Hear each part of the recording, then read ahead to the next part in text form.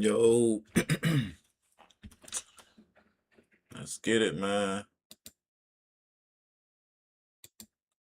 Folks, I know people. What's good, y'all? Let's get into it, man. Alright. We finna get into some dirt, man. More updates on dirt. Let's see what the hell they talking about, man. It's more bad news. Let's get it.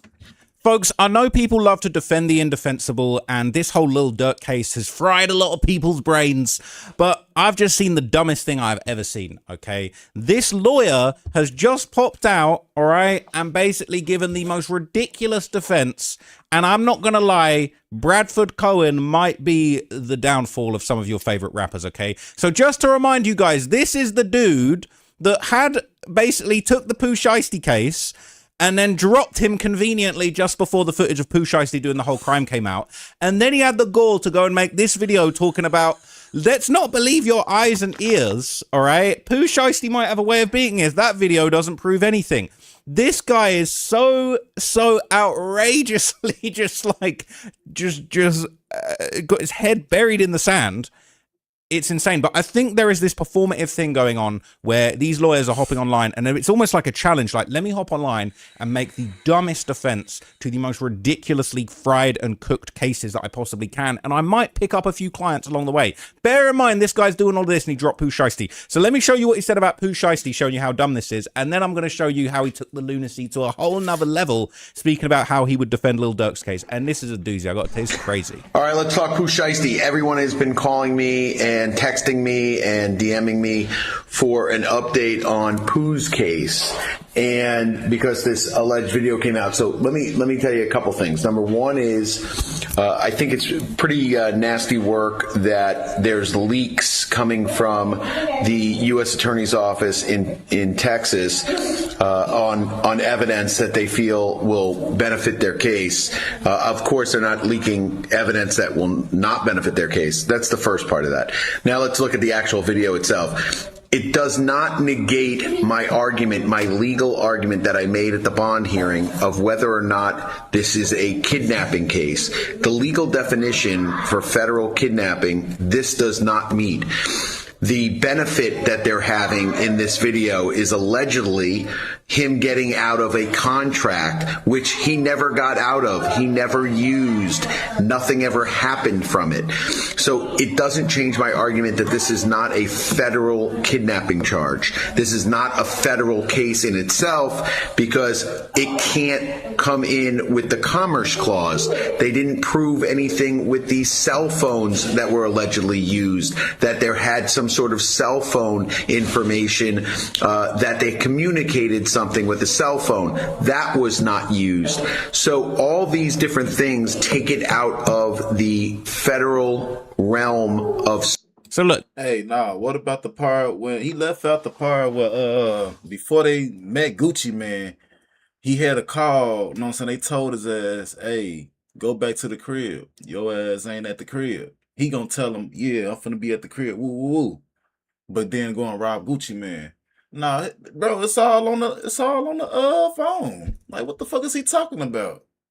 This guy sucks, all right? And I know a lot of you dummies are going to be watching this thinking, no, he good. That's what a good lawyer's supposed to do. He's supposed to just find a way. He got to find a way to defend it. This is the dumbest defense because he's basically ignoring the fact that there's evidence. Bro, we got the group chat, the Chopper Gang group chat, and then talking about Michael Myers as Pooh Shiesty. I need 630 gunners. And then on top of that, the motherfuckers got pictures and evidence. Like, they recording the robbery and shit. Like, well, who the fuck do that shit? Well, Robert records them robbing the motherfucker and put it on live. Like, oh my God. So that we can pull up on Gucci Mane. Gucci Mane had a Draco pointed at him in that video, talking about, oh, well, they didn't do anything with the contract. Oh, they didn't do it. They got the contract. They got the contract printed at Staples. They got Gucci at gunpoint to sign the contract. We got the video of the contract, and then we found that they got the contract. Is nonsense, okay? But this is what these guys are doing. This is the finesse now as a lawyer. You hop on here and you give the dumbest legal arguments. But I tell you what, you will not believe the argument that he gave Lil Durk, okay? This is that lawyer that's gonna be hitting you with the, you know what I'm saying, the good news, the check cleared, the bad news, they gave you life. But this Lil Durk defense is taking it to is like, I couldn't believe that this is just, people are even thinking that judges and juries are this dumb. Listen to the state of this. All right, let's talk Lil Durk and Lil Durk update. He's a rapper that was charged in California federal court with a murder for hire case. They have superseded the indictment. Of course, that's what the feds do. They love to try and screw you. And That's what the feds do. They love to try and screw you. You screwed yourself by doing multiple murders in different states. That's what what kind of argument is that? And then talking about it in the rap songs and shit. Let's not forget that too, you know? It's like they love to screw you. They love to screw you. Don't screw yourself by committing multiple murder for hires in different states. Okay, that's just off the rip. All right, this got me triggered. But like, this defense is crazy. If Durk goes to court with this defense that he is about to offer up, I swear down, Durk will never see the outside of a jail cell ever again in his life. Superseded the indictment 2 months prior to trial. His attorneys filed some very good motions to see if they can get the matter dismissed, which usually doesn't happen, but to see if they can get some traction on the fact that they filed a superseding indictment 2 months prior to trial. These two guys allegedly have taken a plea, according to my mixtapes and a couple other outlets. And by the way, just for future reference, a guy that looks like this, he's snitching on you. So keep that in mind. So apparently the way that the defendant looks, I'm not gonna lie, what are you trying to say? What are you trying to say? If anything, I feel like this guy's the more suspect looking one. He needed that pastrami sandwich. Like, he'd say anything for a bologna and that's the thing, that nigga the one told and shit. Sandwich. But Mike City AJ, what's wrong? I mean, what's wrong with him? He doesn't look like, you know what I mean? He doesn't look like this. He doesn't look like this. You know what I'm saying? He doesn't look like that. Why they got his ass off them pills, boy? I feel like he looks all right. What do you mean that a defendant looks like this? I'm not gonna say anything too crazy. I've learned my lesson, all right? But like, what do you mean looks like what? What's he supposed to look like? I don't see no teardrop tattoos. I don't see no diamond teeth. He looks coherent, to be honest. He looking like he in pretty good shape. Chilling, like Marley looking overweight, like he would sing for a full fat Coca-Cola. But Mike said, what do you mean he looks like this? You mean like he looks like this? He looks like this? Like, what do you mean if he looks like this? Because that's looking like a murder for hire shot caller to me. Fuck, bro? What do you mean? What do you mean? I don't understand. Like, them eyes are looking like murder for hire. If that's how law works, and it goes based on how they looks. Whole time, them eyes right there. Hey, that's how you know he seen shit, goddammit. Bro, look at that shit. He seen shit. He like, man, I done did shit, seen shit. Yo, what a note. Oh, bro. Goes based on how they looks. These are looking like murder for hire eyes to me. What are we talking about? And we will see how that affects the case. You know, just because guys flip and they start snitching, it doesn't make it better in terms of, oh my God, this is a smoking gun. Certainly it doesn't help the case, but they still need to establish the case. They need to establish through certain evidence. They need to establish phone records and movements and discussions. And allegedly, Lil Durk isn't on any of those discussions or any of those phone records or anything. Cap, this guy's not read the paperwork. He's talking about according to my mixtapes. Bro, did you not know the paperwork? We read all the paperwork yesterday. Go watch the video I did yesterday. Bradford Cohen, I feel like you are trashing your reputation with this. You took the Pooh Shiesty case for some clout, then you realized what was in the video. You dropped his ass, all right, like a bad habit. And now you out here making videos about the perfect defense you would have done if you hadn't just dropped his ass. This is insanity, all right? This is the new Mo Gangat. This is the new Mo, and he's trashing his reputation, all right? I can't believe this. So what is really funny about this, he's talking about, he doesn't know anything about this case. He's talking about, oh, you know, they need to have communications. Durk's not on any of them. Yes, he is, blood. They calling him blood. They talking about, oh, as long as none of us say anything, then we all gonna be good. What do you mean? Like, you in there telling people, yo, delete the iCloud group chat. We finna start a new one to cover up this. What are you talking about? What do you say? Don't put shit on my name. Don't put nothing in my name. All that type of shit. Like, you have the gall to say because he looks like this. He looks like, is the judge just gonna go based on who has the most slick looking dipped dreads? Is that how King Von got away with 7 murders? Because he was just so handsome. Maybe it is. Mike City AJ ain't bad looking. Marley's cooked. But is Durk anything like that? So these two guys, which do not look like the pillar of the community testifying against you, is not the end all be all. They don't look like the pillar of the community. I'm not seeing no teardrop skull gravedigger tattoos on their faces. Durk got a tat on his face. He got gang tats all over his neck. AJ ain't got no tats. He low-key could be the pillar of the community. He could be a good... I don't think he got gang tattoos on his neck. He just got blessed. Right there on the throat. That's it. Blessed throat.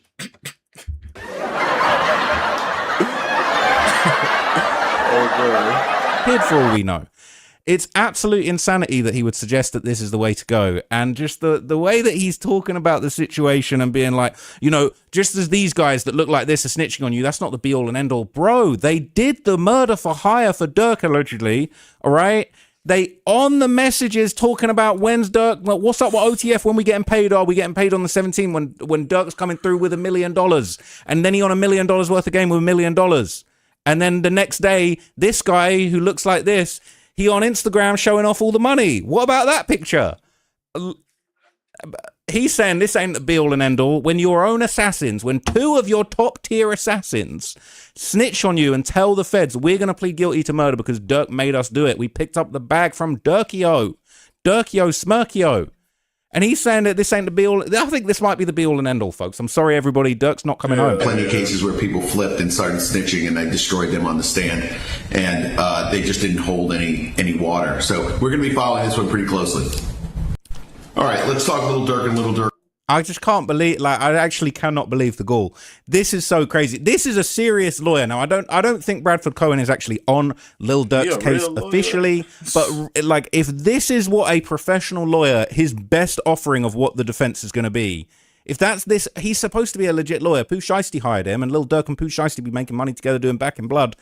He might need to get his deposit back in blood at this point, because this guy ain't defending nothing, bro. This guy ain't defending a common cold. What on earth are we doing? I think Durk's cooked. Okay, if you want to know more, go and watch the 50-minute video that I did yesterday about how 3 of his top tier assassins are snitching on him. It's really, really bad news for Durk. I'm sorry to be the bearer of bad news, but if videos like this are getting made by serious lawyers, I don't think he's got hope in hell. And he's talking about, oh, Durk made some really smart moves when he tried to get some of the charges dropped. No, he didn't. If you actually look at the paperwork that I read yesterday, which clearly Mr. Bradford Cohen has not read, he will know that Durk did not make any smart moves. Durk said that he wanted to pick from a smorgasbord of murders and just face charge on that. You can't just pick from a buffet of murders which murders you actually want to take to trial. He's cooked. I'm sorry. I'm so sorry to break it to you. I'm a fan as well. All my life, they've been trying to keep me down. Hey, that's exactly what he gonna be singing, bro. Real talk. That nigga. All my life, I'm alive, bro. Sneaker. All right, y'all. We finna get it to Jay Cinco. If y'all know who he is, he a popular content creator. Let's dive deep into it, man. Has got himself in a really bad position, man. I don't know how he's gonna get himself out of this, but it's really bad. A couple of days ago, Sneako went massively viral for this particular clip where they're outside celebrating a World Cup win, and Sneako starts chanting, and white folks is treating Sneako like he the Antichrist over this clip.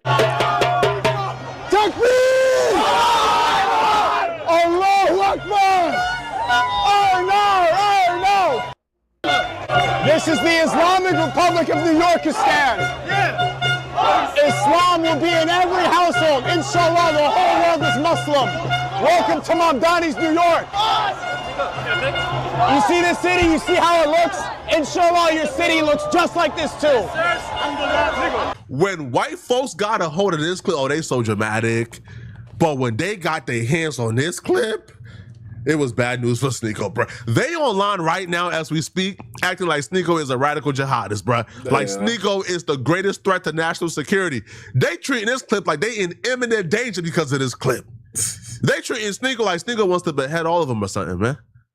And because of this, yo, you got some real powerful white folks like Elon Musk. You got attorney generals, secretaries of state. They online calling for Sneako to be punished and reprimanded, bro. Some is even calling for Sneako to be deported, even though Sneako was born here. Our country is dominated by Christian. I'm a Christian American nationalist, and white people are demonized by the left, by the Red Green Alliance, by Israel and everybody, and I'm sick of it.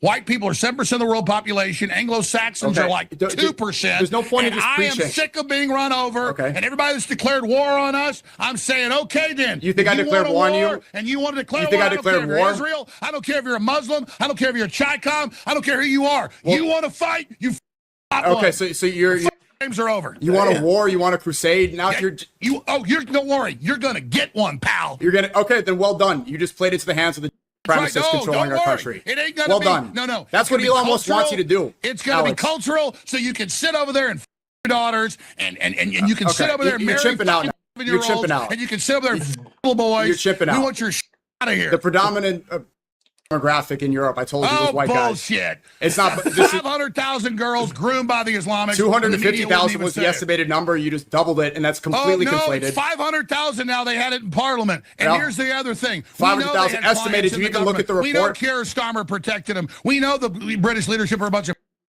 I exposed that 30 years ago. Normal people can recognize the ridiculousness and this hysteria.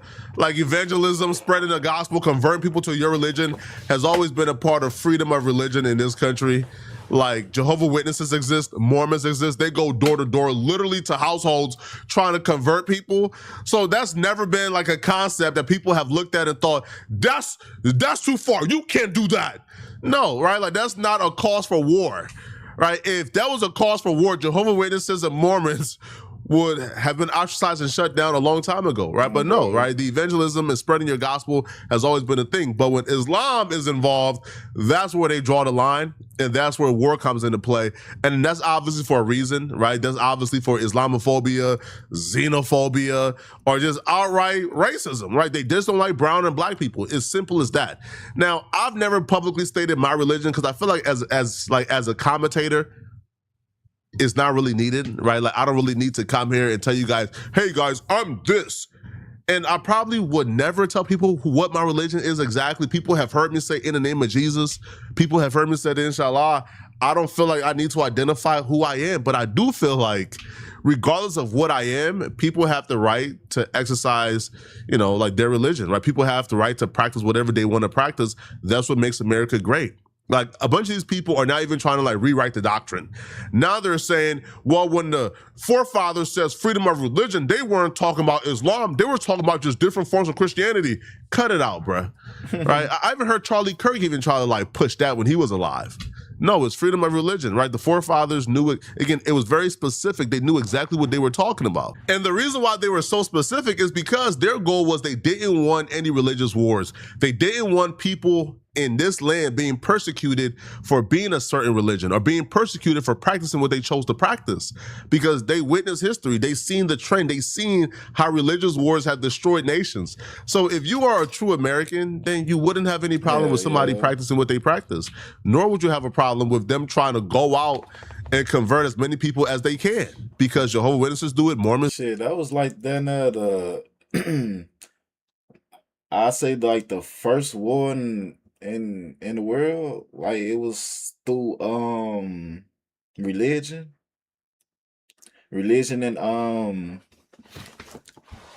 and spirituality. That was, I'm saying, a war between them two, like long ass time ago, for sure. Do it, Christians do it. It's never been a problem until Muslims want to do it. If you replace Sneeko with anybody else, this would just be a normal culture war issue. It wouldn't be as bad on them as it is for Sneeko. Like if Van Lathan would have said this, people who agree with Van Lathan would be defending Van Lathan to hells on social media.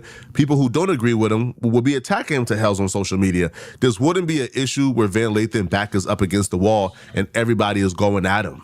But with Sneeko, it's especially bad for him because these are the people who Sneeko aligned himself with. These are the people who Sneeko essentially thought were his friends. These are the people who he aligned with for such a long time that now those people are turned on him. Now those people are pretty much putting him to the fire. Those people want him gone. Those people are now trying to destroy him. And the people who will usually be stepping up to speak up for somebody in Sneeko's position, stepping up to defend somebody in Sneeko's position, ain't stepping up to defend Sneeko because they feel like Sneeko have aligned himself with those very same people and they have their own vendetta and their own issues with Sneeko. Like, for example, Sneeko wearing the MAGA hat, Sneeko supporting Trump. They feel like whatever Sneeko is currently going through is earned, so they're not stepping up for Sneeko. So essentially, Sneeko is on his own. It's Sneeko versus 1,000 white supremacists with power who are now trying to destroy his life. Man, you voted for Trump, man. Can't rock with that. I didn't vote for Trump. I voted for Trump at 16. White House wearing the hat. After it became clear that he was going to win, he said no new wars. Did he lie? It was obvious that he was lying. He lied. It was Both obvious sides, he was left and right, they're both controlled by the same people. After he tried to do I didn't vote for him. You were at the White House wearing the I hat didn't. after he said the I didn't vote for Trump. You were there. I voted for Trump at 16. You're wearing a MAGA hat. It was clear weeks before that he was going to win. Did you? And he said no new wars. I stay consistent. If he's going to betray his word and he lied, then we need to hold him accountable for their lies. Left and right, they're both controlled by the same people. You can't be completely allied with any party. They're both bad. There's only one party we need to be allied with. But were you at? Listen, I hear you. I do. I hear you. But I never understood the they're all bad argument, so I'm going to choose the worst possible option.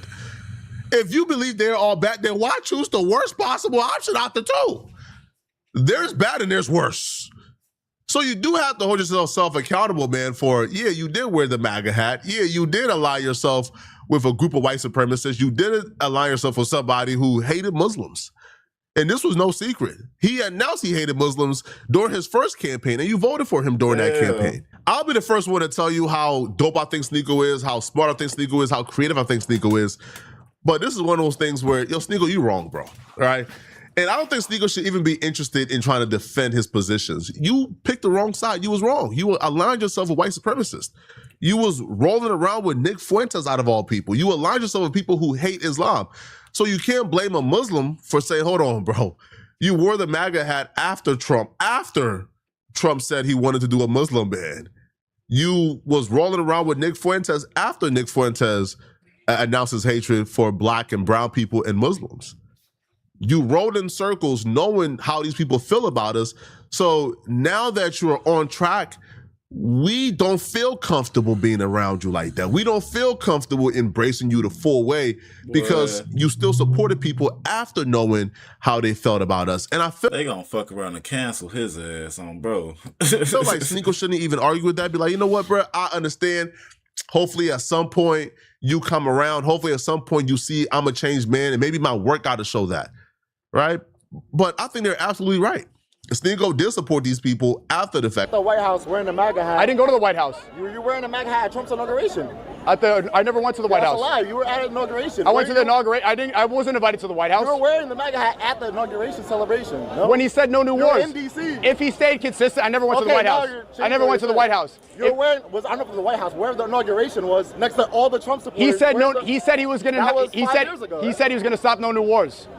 I voted for him in 16. That's the time I voted for Trump. In 2024, he said he was not going to start a new war. After the Muslim ban. After he said he wanted a Muslim ban, you wore the MAGA hat. Biden was the one who started in front of the Gaza war. Left, right, they're both bad. I'm not changing the topic. Hey, he definitely changing that shit, though. He don't want to, you know what I'm saying, admit to he was wearing that goddamn MAGA hat. The point is, if they lie and if they start wars after they said no new wars, that's wrong. But we can only vote for... I would appreciate it if you admitted you were wrong for wearing the MAGA hat after the Muslim ban. Obviously it was. He lied to us. But he said he called for a Muslim ban and you still wore the MAGA hat and like still rocked with it. Yeah. He lied. You don't admit he that lied. Wrong? No? Of course. Look, am I happy with what he's doing? Yeah. He's owned by them, 100%. But we have to vote for people that say they're going to do the best thing. If he says no new wars, I gotta hope he's doing the right thing. Guys, all Muslim, man. I made my point. I made my point. 1, 2, 3. BB. You understand, though? We have to hold politicians accountable for their word. Yeah, but you were supporting him, so. Of the two, he was the one saying no. 2020, not his last election. You said 2016 you voted for him. 2020. You were wearing the MAGA hat. I didn't vote in 2020 either. I voted. Okay, but you were still wearing the hat at the 2020? At the inauguration party. 2020, I wasn't. This is before I reverted. I wasn't with Jake Paul. All those people were. That's not true. Sneeko is responding back to everything that's irrelevant. Wait, did I see you and Jake Paul with the MAGA hat? No, I wasn't with Jake Paul, but you did have the MAGA hat on, right? Yes, okay. Why? Why did you have on a MAGA hat after he said he wanted a Muslim ban, after he expressed he didn't like Muslim people? Why did you have on the MAGA hat after the fact that he made it very well known that he's racist? Why did you have the MAGA hat on? Why? After he made it very known he wanted the Supreme Court to push or legalize racial discrimination. This nigga keep on talking about no new wars, no new wars. Bro, we ain't talking about no goddamn wars. Well, we talking about the goddamn MAGA hat, bro. That's it. Racial prejudice. Why? All right, why? And to me, that's important. But choosing to respond back to the Jake Paul stuff when he actually, okay, why did you support him after the Muslim ban? Because he said no divorce? Huh? I'm so like that's all it takes. That's all it took. Hey man, yo, this man's entire track record is him being a deplorable human being, right? One of the nastiest, most disgusting human beings we've ever witnessed on planet Earth. But hey man, you know, he promised no new wars, and then the first thing he did, thing he did was start a new war. I don't know, man. I feel bad for Sneako because he's in a position where, you know, his own people don't got his back. His own people is turning against him. And then he looks online and see his friends start. Yo, bro, I see Nick Fuentes go off on Sneako today. It is like, bro. Which honestly too though, watching Nick Fuentes go off on Sneako is like surreal because they've done this so many times. Like Nick Fuentes have went off on Sneako so many times in the past, and then you think they are, I guess, enemies, or Sneako have finally seen the light and he have finally realized who Nick Fuentes is. And then we look up and Nick Fuentes and Sneako is in New York hanging out again. Right? And this is what, as recently as what, this year, I think? Or late last year? So these people have betrayed Sneako in the past. Like Nick Fuentes have betrayed Sneako in the past. But Sneako would be right back outside hanging out with Nick Fuentes. Yo, do you guys understand that Nick Fuentes and his popularity can be attributed to Sneako? Like when Nick Fuentes was banned from everywhere, when he was kind of like mincing his words and hiding his real beliefs, Sneako was who brought him on No Jumper and these other platforms and Aiden Ross, and right, like to become popular. So y'all let me know, man, what y'all think about this, man, right? Do y'all feel bad for Sneako, man? Do y'all feel like these people is doing Sneako? They gonna cancel his ass. That's what I'm thinking. Oh, bro. Hey, if y'all here, man, drop a like and subscribe. Oh, bro. That shit come a long way. Hold on, bro. All right, though. We finna get into Nolan Wells. Let's dive deep into this topic, man. Bro, they found what now? These folks found who at what party? At what time? Where? Nolan Wells' family attorney Benjamin Crump posted an update about 4 hours ago that completely changes this entire case.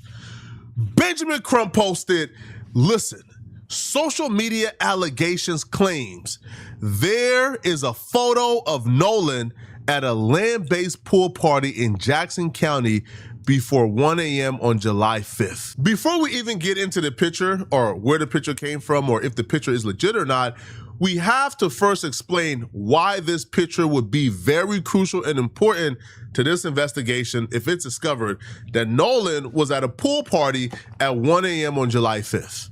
July 4th at 9:55 p.m. Pacific time, 11:55 p.m. Central, which is their local time in Mississippi, Nolan mama came to Facebook and reported him missing. So at 11:55 p.m., Nolan's parents and family couldn't get a hold of him.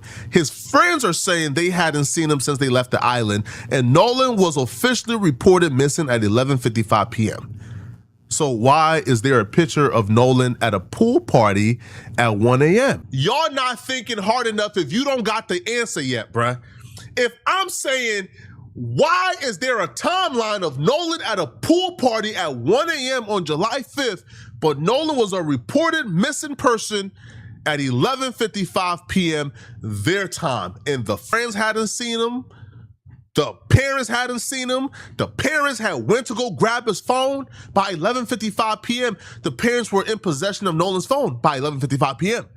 So ask yourself for a second, why is there now reports that Nolan was at a pool party at 1 a.m.? We are dealing with real-time COINTELPRO, the people who you believe is working in good faith, the people who you believe is giving you some amazing information.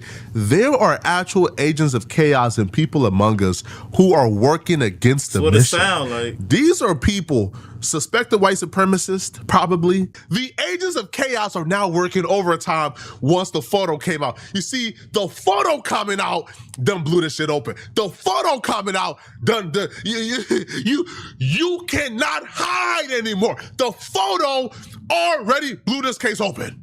The photo took this from a suspected drowning to a murder. It's no buts if murder. So now the agents of chaos, according to a process, coming in trying to muddy up the game, trying to throw in salt to make the photo look less impactful. Nah, not happening. Let's break down the real. This is the photo right here. This is who they're saying is Nolan. Now, the source of the photo and what happened to the photo immediately after it went viral will shock you and is even crazier than the actual photo itself. So this is the picture of Nolan. Now, I don't recognize any of the people he was on the boat with. Maybe this guy could be Warren. I don't know, bro. Like, I don't think so. He kind of has the same face as Warren, to be honest, but I can't call it. Y'all let me know in the comment section. I'm going to leave this decision to you guys, okay? You guys are the game day decision makers. Is this Warren right here? I don't know.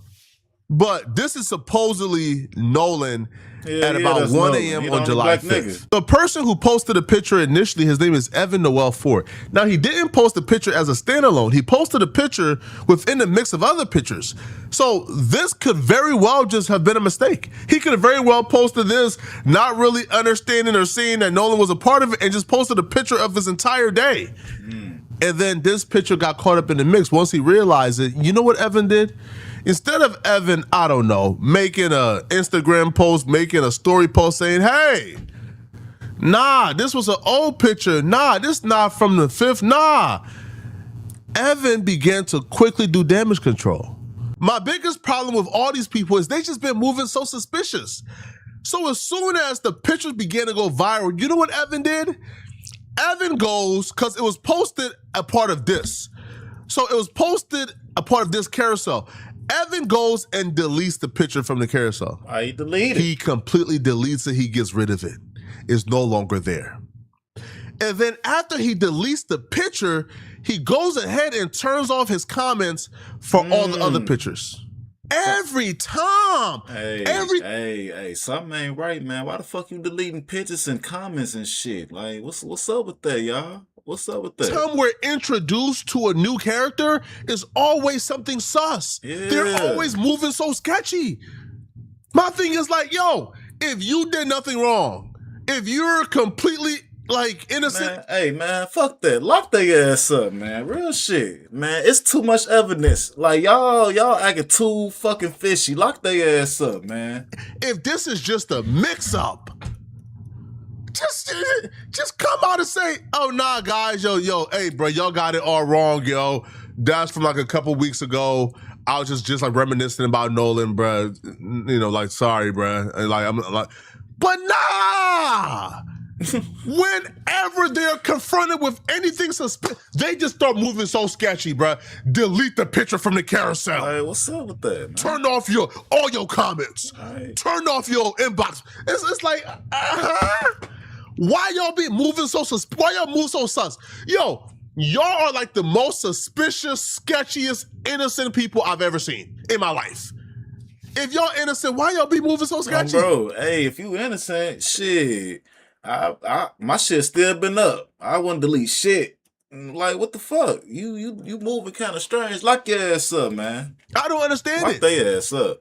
But then conveniently, after the picture comes out now, all of a sudden, there's these stories of, no, it was 1 a.m. No, I don't believe Nolan was at that place at 1 a.m. That picture don't even look like 1 a.m. in the morning. Yeah. This picture look like 8, 9 p.m. to me. This don't look like 1 a.m. in the morning. Look like about 8, 9 p.m.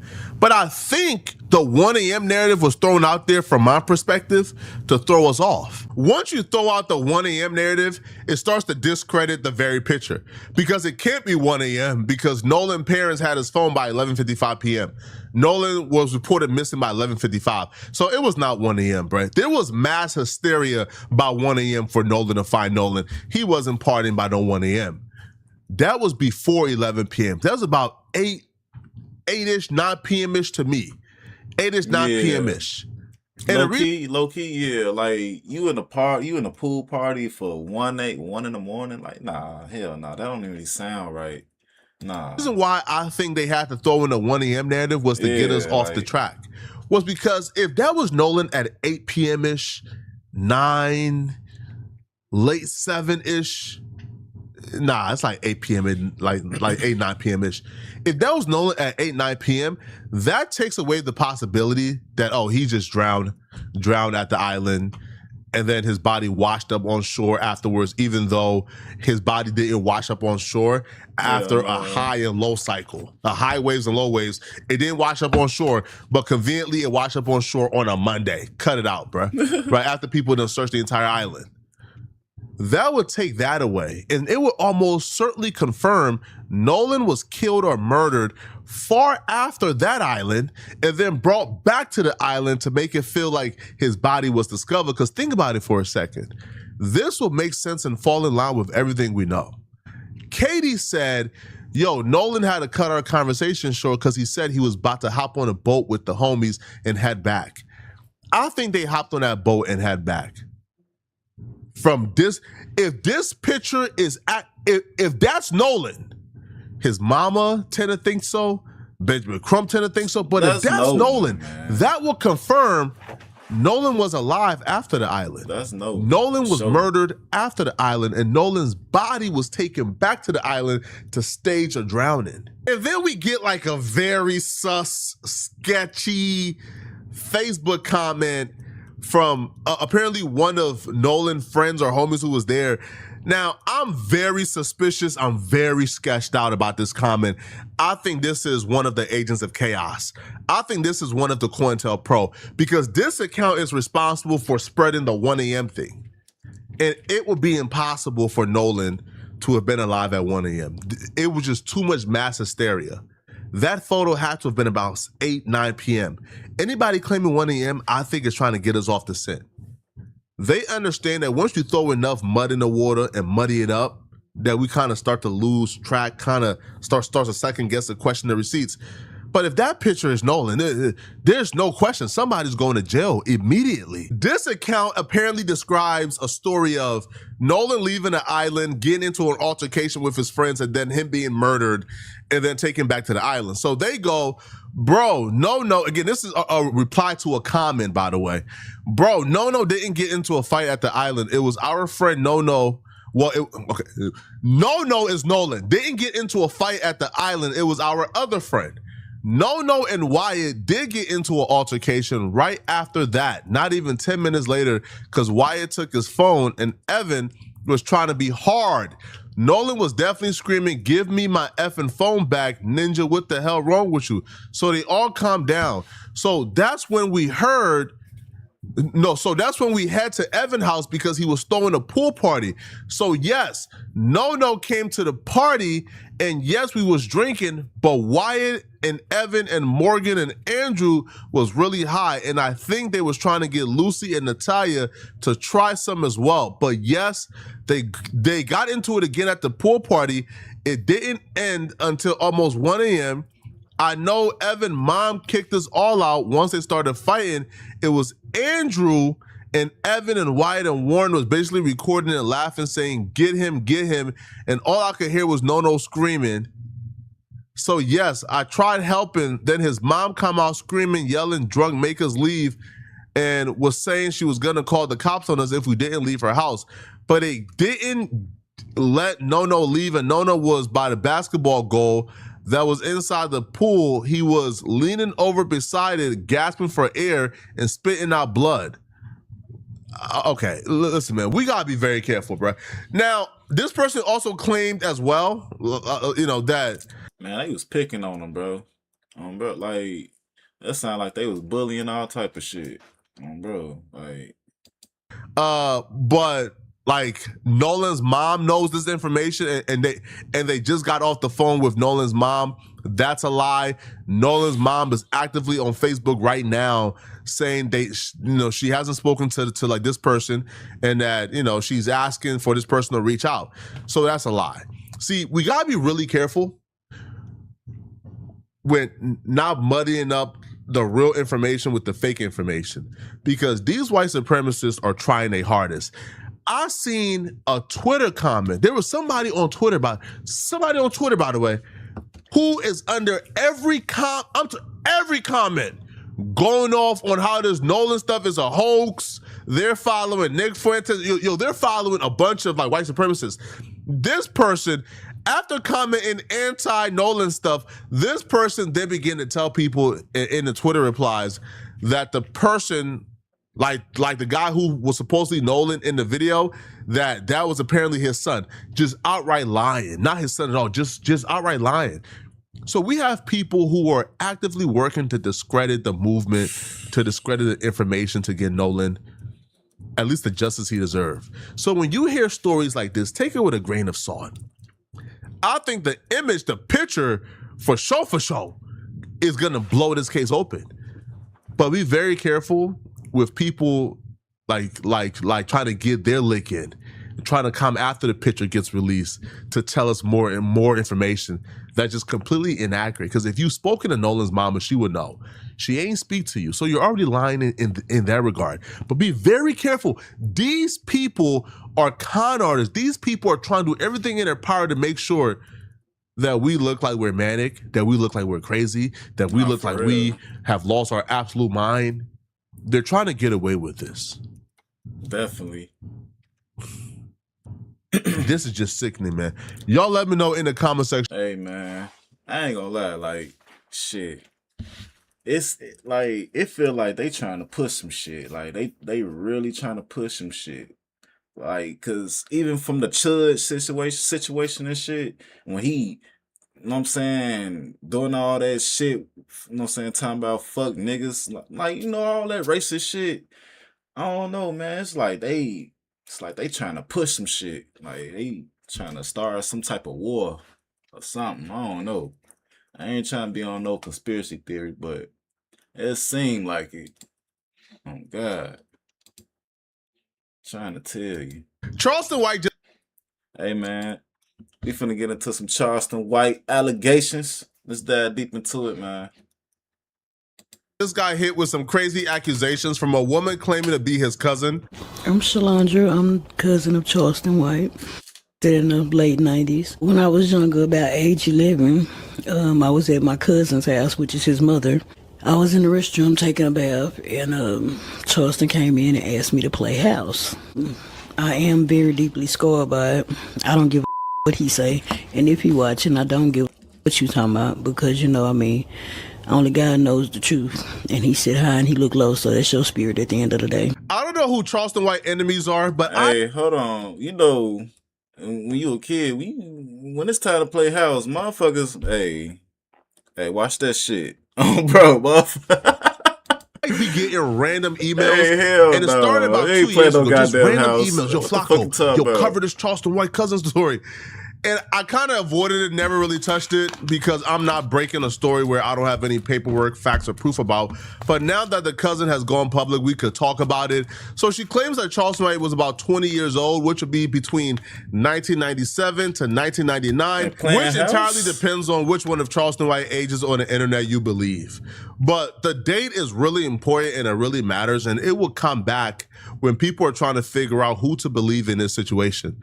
But a cousin will claim that this is not a secret, that the family knows what happened, and that she has proof. Well, when I was younger, about age 11, I was at my cousin's house, which is his mother, and I was in the restroom taking a bath, and Charleston came in and asked me to play house. I'm like, what? You know, because I'm thinking, I'm knowing he my cousin. I mean, just got out to CYC. I'm here, we chilling, you know, whatever. He came in and just started forcefully pushing himself on me. At the time, I didn't just know what to do because, again, I was young. However, I did tell my parents about it, and so we got some legal things going on, and we had some things situated and safe. I could have pressed charges on him, but why would I? That's my family. I'm not a woman. I've never been through this. I've never experienced this. However, I don't know. It sounds strange, though. You, like, 20 years old, he just, hey, let's play house. Nah, hell nah. I know women who've been, and the first thing they tell me is an experience 20 like no years other. old. It's traumatic, and the amount of resentment and hate you carry with you for that person is lifelong, and it's immense. So her saying she has no resentment for Charleston White, even though she's claiming that Charleston White her when she was 11 years old, to me that's, I don't know, I'm not a woman, so I guess I can't judge. But when trying to figure out if somebody is credible or not, Hey, she lying. I ain't gonna lie. I feel like she lying, bro. Gotta read into everything. I'm reading into that. That don't quite make sense to me personally, to be honest. Now, she would also say that she didn't file any charges against Charleston White. Here's the thing. She's claiming that she was a child. In the state of Texas, there's no such thing as a statute of limitation. She could go down right now, like at this moment, to the police station and file charges against Charleston White and start and launch an official investigation. Her choosing not to do that, even presently and currently, I don't know. And then you ain't gonna do it. That makes me further think your ass lied. Your ass fucking lied. I don't know what you're trying to do. Trying to get some clout off this shit. That's what that's a red flag as well. That's because if this man did this to you, and you have a legal pathway to get justice, you can file charges against them right now and force the police to investigate and talk to everybody involved, including your family members, yourself. Why wouldn't you go down that path if he did something to you so heinous, especially if you're willing to come public and, I guess, accuse him publicly? Then you should be willing to publicly accuse them in a court of law and have him face his accuser. But if you're not going to have him face his accuser, but instead you're going to just go on to platforms of dudes who hate him and say this about him, then what's the point? What's the purpose? Man, as soon as you get touched, you instantly, that same day in that moment, you supposed to tell, goddammit, like, nah, time out. I ain't for the tell because that's my family. Get the fuck out of here. You lying. You still have the legal pathway to get justice. Go get justice. Now, she would claim that apparently everybody in her family know about this. People know about this. And she will also claim that Charleston White tried to pay her not to come forward and to sweep this under the rug. End of the day, I don't have any hatred for him. I'm not trying to damage who he is. I don't watch him. I don't do any of that because I'm still rather scarred by it. I go to therapy. I do a couple of things to have my sanity. I mean, I'm not like the everyday person who is able to deal with it. There's everyday people that's dealing with it. That's not my life. I'm okay, you know. I mean, I don't put this in my kids' face. I don't do none of that because I want them again to have a safe and a beautiful life. You know what I mean? Whatever I've been through, that's for me to go through on my own. And God helps me with whatever I have a hard time with. Says bad things about me, but that's okay. That's His spirit at the end of the day. I'm gonna be okay. No matter how long it takes, no matter what it takes, I'm going to be okay. Have you ever tried to contact you since then? Oh, yeah. On Messenger, he done contacted me 3 or 4 times and even tried to pay me not to even do this. And if you didn't do it, why would you message me and tell me to meet you somewhere to pay me so I don't do this if you didn't do it? Why not show the messages then? Right. Charleston White messaged you and said, hey, I want to pay you so you do not come forward with this story.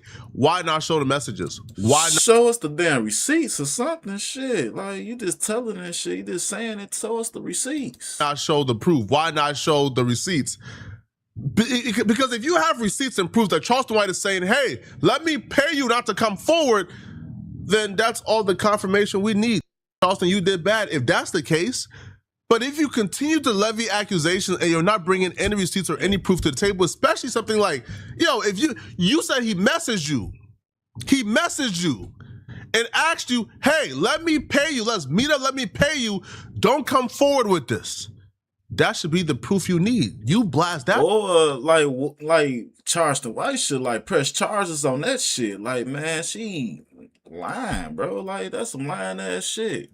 That's some real allegations motherfuckers go to jail for. Like, come on, man. Proof, and there's really no doubt about it.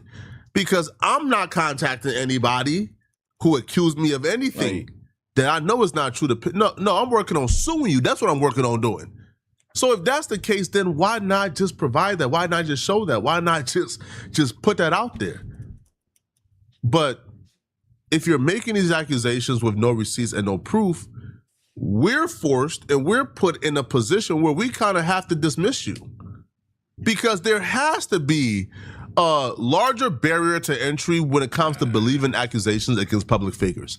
I'm sorry, bro. If all it takes is one of your enemies getting a random person to put their face on camera and accuse you of something, then a lot of y'all is in trouble.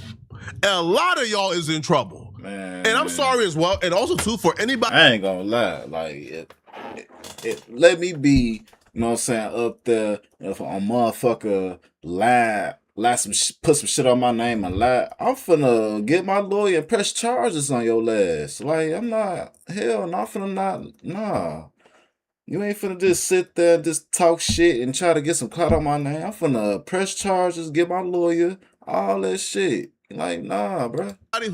Who plans on coming out and exposing a public figure, you don't want to sit next to his enemy because that's like that discredits you. If you sit next to somebody making accusations against someone and that person you're sitting with already has a vendetta and agenda against that person, we kind of just group y'all all in together until we see unimaginable proof. What's that? What's it called? Character discrimination or some shit? Like, bro, get charged with that shit. Right now, we have no proof. All we have is somebody saying these things. Right? That's it. That's it. Because what is stopping somebody from going and finding one of their homies that they know, one of their homegirls, bringing them on a couch and having that homegirl tell unimaginable lies about you? Should we believe like every lie? No, obviously not, bro. Obviously not, charges. Bro. And trust me, I've gone through this exact same thing. Bruh, some random weirdo found some court documents online that did not belong to me. It was not my name, was not my picture, not my date of birth, right? The wrong state, the wrong school, the wrong everything. Things, places I've never been. I've never lived in Ohio, but these weirdos try to tell you. Took this document, again, because it was the same last name. It was a relative of mine. They took that paperwork, disseminated, and said, poetic fucking out a grave case, when it was clearly not me under no circumstances. It took me finding a mugshot to say, this is the mugshot of the person from that case. Is that me? Obviously not. Oh, yeah. Right? I would have sued the shit out their ass, bro. Oh, God. Like, you got me fucked up. But me going through it firsthand and going through how people lie on this internet, some other weirdo, y'all just watched my video a couple videos ago where I just had to expose this other weirdo who came out and said, Poetic Flacco did a fake giveaway and he scammed. It took me going into my phone, finding the wire transfer and the chime receipts to show, no, I actually paid the person that won the giveaway. Like, I paid. What? Why would I? Right? So people are comfortable lying on his, they're comfortable just telling lies on his internet for absolutely no reason other than clout. So I do not know who this woman is. I don't know if she's telling the truth. What I can say is you gotta come with receipts and proof. It's lies. That shit a lie, bro. She talk about, not only that, you talk about a nigga that's 20 years old. Talk about, let's play house. What? Come on, bro. Hell no. You ain't finna make me believe that shit. Hell Lady. No. Charleston White responded back to this, and Charleston White presented his proof as to why he believes it's impossible that he could have committed whatever that woman is accusing him of. Oh, let me just say something. They say I got out the boys' home in 98. I got out the boys' home in 1997. When I got out the boys' home in 1997, I went to the Cottrell house in San Antonio for a year. Now let me break it down for y'all. See, I just want to break this. Say, listen, they say when he got no. Let me break it down for you. I got out in 1997. I just sit back and just sit, man, they just go, really? 1997, released from the boys' home. Straight to Cottrell house for a year. All this is documented. My first ID ever, OG murder, I want you in here. My first ID ever is in San Antonio as a grown man at the Everett house at 20 years old. So peep game. I don't come to Fort Worth till I'm 2000. Why? I escaped from the halfway house. Let me break it down for y'all. I escaped from the halfway house. Bro. Got sent back. Now where they sent me? They didn't send me back to Giddens. I went to Brownwood Sanction Unit. I'm gonna say it again. I went from the boys' home to San Antonio for a year, escaped from the boys' home, San Antonio halfway out, and went to Brownwood Sanction Unit for 120 days. So they said, well, he went, no, I was in San Antonio. From San Antonio, say, from San Antonio, I went to Fayetteville, Arkansas to go enroll into the University of Arkansas. So as I get down there, my cousin wanted to buy some weed. I wasn't in Fort Worth yet, so this is around June, July of 98. I'm in Fayetteville, Arkansas. I'm not in Texas. I get caught with 10 pounds of weed. I get caught with 10 pounds of marijuana. So I just want to sit back and just look at the lies. I'm on debunk them on say TV. So I get caught with 10 pounds of weed. The whole 1999 that the man she met me, I was locked up in Oklahoma. I'm very sensitive when it comes to accusations like this. And then nigga got paperwork. He got the, receipt. Especially from black women. So I'm trying my hardest not to just call this woman an outright liar. I'm trying my hardest. Oh, man, but if no you're sense, given a date and say, yo, this happened in 99, or let's say 98. 98, he was in San Antonio. 99, he was in jail. Then it's hard for me not to say, yo, this is not credible. At all. Now, again, I don't got no issues with the dudes who are pushing this. They don't like Charleston White. I don't know their reasons for not liking Charleston White. I'm sure they got good reasons. Charleston White is hard to deal with, right? So I think it's like Fort Worth T. Will is the dude who did the interview. Shout out to him. I ain't got no issues with you, brother. I'm sure you probably got some good reasons to hate Charleston White. I don't know. Man. But if I had to make a good assessment, bruh, these accusations are probably nonsense. It's probably BS. Charleston White probably has never met this woman, probably don't know this woman. It's probably nonsense. Because if you're saying this man did this to you in this time frame, but this time frame he was in jail, then what exactly are we considering here? Like, what exactly are we looking at here? Especially if you have the option to go down to the police station and file charges because there's no statute of limitation on a child being in Texas. You can go and file this right now if you want, right now if you wanted to. But I don't think she's going to, because when you file those charges, well, they're going to start doing their investigation. And if they find out, oh no, Charleston White was in jail when this happened to you, now guess what? Now you got your own charges coming. Now you got lying to the police coming. Now you got, like, you feel me, like a civil suit on your head, which I think Charleston White addressed the potential of suing her in this particular video. He says he can't really sue her because she don't got nothing to be sued for. So he's not really going to sue her, but he's waiting for her to go on a larger platform that he can sue. Y'all let me know in the comments. And that's the thing though, like, you got to be down bad to do some shit like that, chat. Like, for real, man. She was planning this shit. She like, oh shit, I gotta go, man. Goddamn, I'm finna get Charleston White ass. I done found some shit. Like, come on, man. Chill the fuck out. Goddamn. Shannon.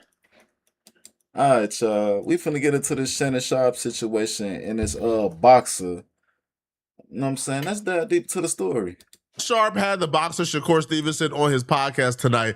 It was an absolute spectacle, bro. Shannon Sharpe crashed out after being disrespected by Shakur. Shakur crashed out. So this all started because Shannon Sharpe told Shakur he don't like his fighting style. Now, this is not something that's brand new. I think Floyd Mayweather went through the same thing, where essentially Floyd fights towards the end, especially when he broke his hand. It got boring. Floyd was unable to knock out people. It was essentially a defensive fight. People got sick and tired and bored of Floyd kind of outpointing people to the victory. So Shannon is expressing the same thing with Shakur, essentially telling Shakur, hey man, you're fighting. Ain't nothing wrong with that. Like, you ain't, like, if you want to stay in boxing, you ain't necessarily gotta knock a motherfucker out. You know what I'm saying? Like, you can dib and dab a motherfucker. You know what I'm saying? It's really the points. Knocking the motherfucker out, that's like, you know what I'm saying, basically like a win, you know what I'm saying? But really, it's, you know what I'm saying, how much punches you threw. You know what I'm saying? That's what really counts in boxing. It's a boring. You won't get the credit you deserve. If you don't knock out people, people won't consider you the best. And Shakur took great offense to that. You going at the end of my career? I don't believe you going to say they'll rank you like that. You going to say why was his fight so easy? Why wasn't he hurt? Because I'm that great. That's what you going to say. We're not saying that you're not great, Shakur, but I don't believe, and this is me. This is my opinion. Joe has his opinion. Ocho believes you hung the moon. I don't believe that you're going to get the credit you deserve without knocking people out. That's why you never boxed before. That's not boxing. That's how I know you never boxed before. Floyd Mayweather. You could talk about Floyd Mayweather. You can say the guys that he knocked out, but in the tail end of his prime, he wasn't just knocking guys out. This is not true. No, because his hands got brittle. Exactly. I got hand problems too. What's the difference? Well, I didn't know that. My bad. Everybody know that. That's why you ain't been doing your homework. You got to do your homework.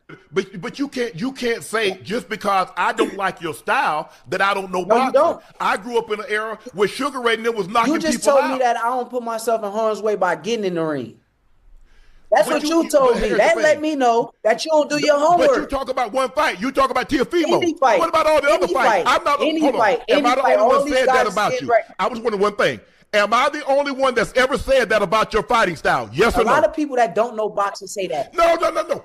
I'm not a boxing expert. I'm not Max Kellerman. I can't bring to you the intricacy of the boxing and no. I can only tell you what I see with my eyes. The last Shakur fight that I watched, and after this fight, like I told myself I'm done watching Shakur, was when he fought, I think it was like William Zepeda. Like that's the fight essentially, like everybody on social media said, bro, this is the most boring stuff. But we've never seen anything more boring before. Like this fight is boring. These dudes were walking around the ring, running from each other. Like it was terrible. Like Shakur essentially was backing up the entire fight. It was. See, I ain't never seen his fight, but due to the fact they talked about Floyd Mayweather, I seen a lot of Floyd Mayweather fights. And yeah, you know what I'm saying? He bag around and all this shit. That's part of boxing. Like, it's different styles to it. You know what I'm saying? Like, you got Mike Tyson.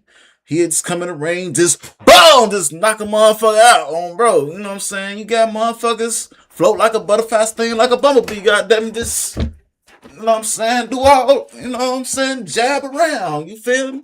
Then you got motherfuckers like Tank. You know what I'm saying? It's certain styles and levels to this. It's different. You know what I'm saying? Like, you can't say, oh, well, that shit, he a weak fighter. It's different styles and shit. That's all it is. But did he get knocked out? I don't know, because I ain't never seen a nigga fight. Bro. Terrible to watch. After that fight, I say, yeah, I'm done watching Shakur fights. But that's just me, though. Now, I'm not saying he's not a good fighter. He's not a great fighter. I just personally said I'm not wasting my time anymore watching Shakur Stevenson fight. I'm good. Right? If I want to see track, I'll go watch like track and field, bro. Like I'm now watching somebody back up and walk around the entire fight, okay, and try to win off of points and jabs. So clearly, Shannon Sharpe isn't the only person with this opinion. Now, Shakur is dismissing it as anybody with this opinion don't know boxing. Again, I'm not a boxing expert. I can just tell you what my eyes see, and my eyes saw Shakur backing up with William Zepeda. It was very boring. The general consensus on social media was this dude fights are boring. So I guess any and everybody who has ever criticized Shakur don't know boxing. But nonetheless, though, Shakur took this really, really, really, really, really personal and took this conversation somewhere it didn't really need to go. This could have just been a boxing conversation. He kind of escalated this conversation to a point it didn't need to go at all. I can't tell you. I don't know the answer to that. But you can tell me. I don't pay attention to it if all the good things that people have said. You can tell me what Bud said. You can tell me what Floyd said. You can tell me what Andre Ward said. But you can't tell me any negative. So it tells me that you surround, and that's how we are. Yeah. We consume the news. I'm surrounded. Finish your sentence. That's favorable to us. You about to say a cap sentence. I'm surrounded by what? No, I'm not saying. I'm saying you consume the positive news. And so if somebody says something that you don't want to hear, you assume, well, I don't value your opinion because you're not a boxing aficionado. I assume that you don't know about boxing. That's all I'm trying to You don't know about basketball, but you got an opinion on it. I don't try to debate. If I'm sitting here with Kawhi Leonard, I wouldn't try to debate with Kawhi Leonard about basketball. I'm not that ignorant. I can't have an opinion about what I'm trying to tell you is you're being ignorant. That's it. That may have just went over your head. If you didn't grow up in that's facts though. You know what I'm saying? Like, I know a little bit about boxing and shit. I did a little bit of here and there. You know what I'm saying? Football too. You know what I'm saying? Now, if you go into some soccer, I'm ignorant. I don't know shit about soccer, goddammit. I don't know shit about that shit. All I know is kick the fucking ball. That's all I know. I don't know all that extra shit. You know what I'm saying? I'm ignorant to that shit. Now, if you talking about chess, I know how to do chess. Checkers, fuck checkers. Bro. Certain environment, or you didn't grow up around certain people, then you don't understand what Shakur Stevenson just said and how disrespectful that is. If you grew up around a certain generation of black folks, if you grew up around black folks from a certain region or demographic, then you understand Shannon Sharpe is a 50, 60-year-old black man who's from the South. That ignorant word, now, Shakur could have said other things like, hey, you a casual, you done what you're talking, but when you say you ignorant, that's damn near a slur. That's damn near one of the most offensive things you could ever say from somebody in his generation from where he's from. Yeah. He's from deep down south, bro. He's 50 plus years old. Wait a minute, he like, ignorant? Nigga, ain't nigga, what the fuck are you talking about? Oh, you call that man ignorant? Those are fighting words. If Shakur Stevenson was in front of Shannon Sharpe, they would have been fighting the tussling. That word is the most disrespectful thing you could call someone from where Shannon Sharpe is from and what he has experienced. Shakur knew what he was doing, man. When I heard him say that, I knew automatically, oh yeah, it's about to go downhill. And I caught it, because you know what happened? It went downhill. From that moment on, things just completely derailed, and it got super personal. I get all that. That's fine. That's fine. You're being ignorant. Shakur, book ignorant is something that should never come out of your mouth because you don't have a degree. Okay. I run circles around you in the classroom. Brother, I don't give a by the classroom. Be respectful. I've never called you ignorant. I've never called you ignorant. On the planet that has not finished high school or finished school that is smarter than the book smart motherfucker. They didn't call me ignorant. You did. Ignorant. Be respectful. You're being ignorant when it comes to the sport of boxing. Hey, that's what you're being ignorant. I'm not calling you ignorant as a person. I'm calling you ignorant when it comes to the sport of boxing. And talk about ignorant. You are in boxing. You are in boxing. About boxing. You're ignorant about all sports. I don't care. I'm not trying to be the smartest about all sports. You're trying to be smart about boxing. You're not the smartest boxer. I'm not the smartest boxer. I'm a way smarter boxer than your favorite fighter. You don't know who my favorite fighter is. I don't have to know. You don't. I tell you what. Don't be mad at me because you can't have. This is what I do. You got to F. That's it. You got to F. F what? In boxing. I got in boxing, yes, you got it. I have an opinion about my style and what I like to see. And you can have your opinion. I didn't try to say, would you this, you that. You can have your opinion. I don't have no problems with your opinion. I think that. No, I don't. You do. You just called me ignorant, but I said you're ignorant in the sport of boxing. I done told you this 100 times. Which whether you want to hear it is my or opinion. Not. In boxing, you are ignorant. Hey, I ain't gonna lie. You know what I'm saying? Shannon Sharpe, he lost this one, like checkmate with this one. Like he should just gone ahead, own up to it. Like, yeah, I was wrong. You know what I'm saying, young brother? You feel me?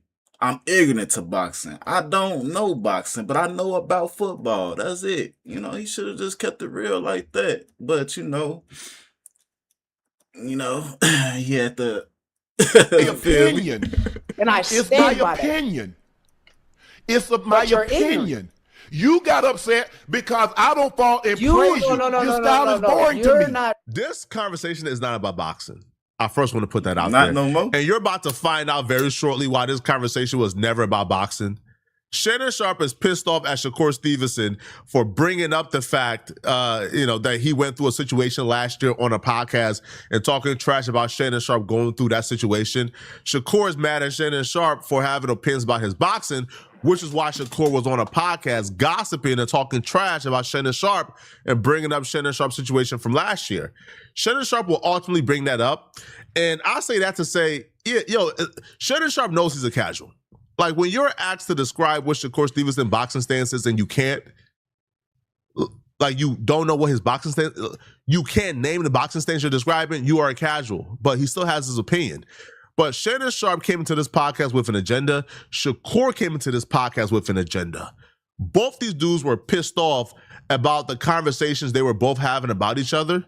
on their own individual platforms. So Shannon Sharpe even brings this up and tells Shakur he's broke, that he can't see him when it comes to that paper. Damn. And he heard what Shakur was saying about his situation from last year, which from my perspective, if they would have started this conversation off with this, it would have saved them like 2 hours of conversation, right? If Shannon Sharpe would have told Shakur, hey man, all right, I heard what you said about my situation from last year. I don't like you. I think you're broke. Don't speak on me. Conversation over. Cool. But they beat around the bush until they finally got to what the root of their issue is. No, I hope he get everything right with his personal life. But you ain't gonna bet that money for real. You bluffing. What you bluffing? I'm gonna bet. You ain't gonna bet shit. I'm gonna bet. It might not. The bet might not be. Oh, he gonna bet something right. Nah, he gonna bet something nice, but he ain't betting no 100,000. So what he gonna bet? He gonna bet though. What's the number? We gonna bet. I say that's what you gonna bet. Ocho. Whoa. Don't I'm worry asking what Unc right now what he gonna bet. What that got to do with you right now, Unc? What you gonna bet? Don't save him. Oh, I'm saying a number Don't so I save make sure I him. get my cut. Oh, you set him up. Hold on. What you mean save me? Yeah, but Hey Shakur. Yo. I know you had a lot to say about that situation that I went through last year. Don't let that situation. What situation? I still would rather check the bank bounce. So don't let that. What situation? Okay, I know you've been fighting for a minute. I'm confused. What situation you talking about? Don't worry about it. We'll talk off screen. Yeah, off screen. I got you. I know you've been fighting for a minute. Your pocket's not that deep. Okay, so bet it. That's all I never said my. No. Hey, hold on. Hey, Ocho. No. Ocho, Hey, chill. I'm gonna put it out there. I'm gonna put it out there for you like this here. I know you've been fighting for a minute. Your pocket's not this deep. I'm not trying to have a competition on who pockets deeper. Don't talk about I'm scared. Hey, I'm not trying to have a competition off of who pockets deeper. Okay. How old are you? Because you talk about, you not gonna bet, or you scared. Ain't no scared here. How old are you? Okay. How old are you? Hey, don't worry about How old are you? The money Since you gonna be went good. there, hold on, Money I'm don't ready to age. go there too. How old are you? I don't know how old Now I you am. don't know your age. But I tell bet you what, when I get your age, I have more money than you. They take, bro. All I'm gonna say is this. They still take money from the 1800s. So money don't get old. I'm down, but you went to a place where I'm ready to go. Once I get your age, You kept saying, I ain't gonna bet no.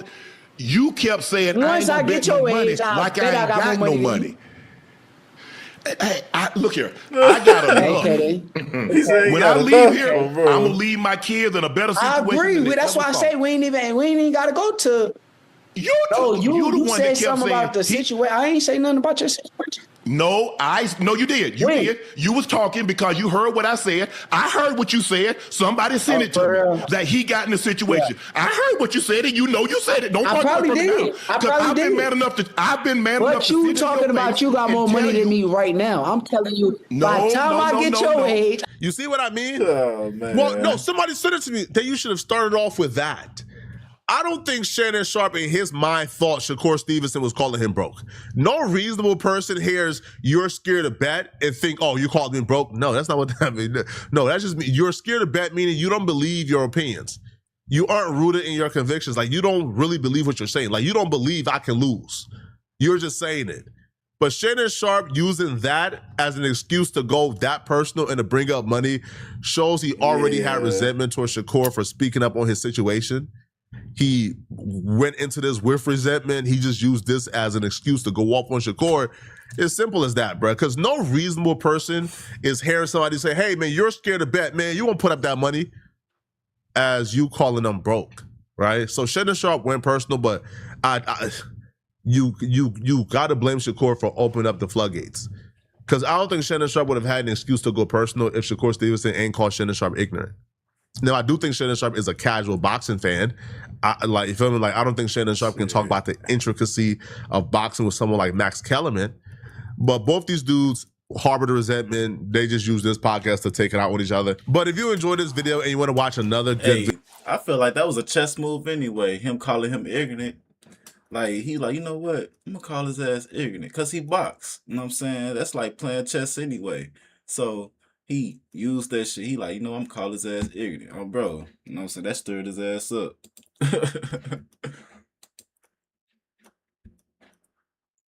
Streamer, Hey, shit, if y'all here, man, want like, you know what I'm saying? Like and share, man.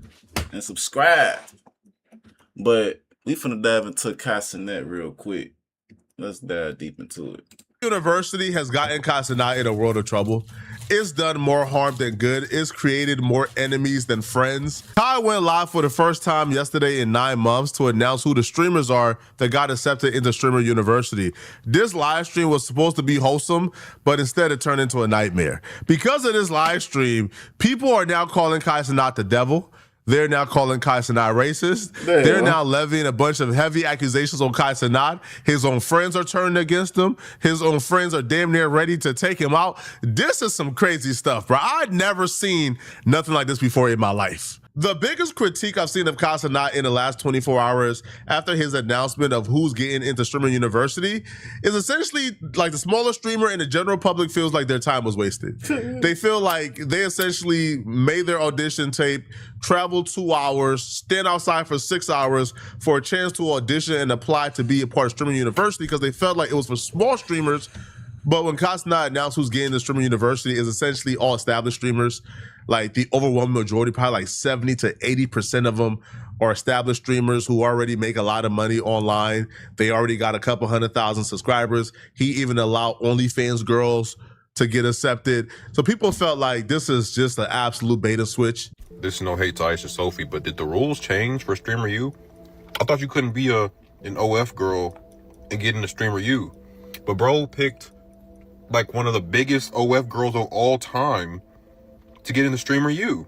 Bro, you might as well let Sophie Rain in there too. I don't know. And then I'm looking at the list. I don't know if this is real or not. I'm looking at all the list of all the creators that are getting in.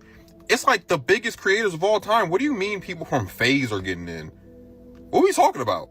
And Sarah Safari? No hate to Sarah Safari. I'm sure she's a great girl. I'm just saying, like, that's like a really big creator to let in the Streamer U. Isn't Streamer U supposed to be for like the up and coming creators or like the small creators or the unknown creators? Sarah Safari and Aisha Sophie? Stable Ronaldo? I don't know, man. I mean, I'm glad Suburb Baby got it, even though he's also a pretty big creator. But like, I guess he's like the biggest underground creator of all time. I understand the frustration. Hey, low key, I really believe like they is like this whole Stream University shit. It's all just a big like a play. It's like an act, like a show. You know what I'm saying? Like a movie.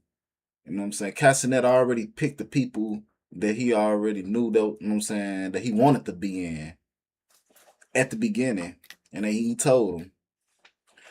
Like all the big, you know what I'm saying, streamers, they like your big movie stars in this Streaming University shit. You know what I'm saying? Like DDG brother, you know what I'm saying? He play another role in that shit. Funny Mike, he in that shit. Like all these people is basically playing a big role, you know what I'm saying? And then it's basically like the small creators, you know what I'm saying? The unknowns, they like the motherfuckers in the background walking around. That's all it is. And a complaint, but I think they're missing something here. See, I understand because how Streamer University was announced and promoted. It was promoted as this vehicle and this tool for small creators to come and learn how to stream and get an opportunity and publicity. So I understand in that regard why when you look at the list and you see the overwhelming majority of people there are creators with 100,000+ subscribers, creators who are already mad viral, who are already rich, creators who already had their opportunity. And you look at that and you say, damn, yo, where the small creators at? But here's the thing though. The reason why those big creators are needed is because they help the small creators. See, if Cenat had a university of all small creators with like 5 viewers, it wouldn't be as big as it was. I think last year there were some creators with like 100,000+ viewers live. Like 100,000 people was watching, I think, DDG live. 200,000 was watching Rakai live. 300,000 was watching certain people live.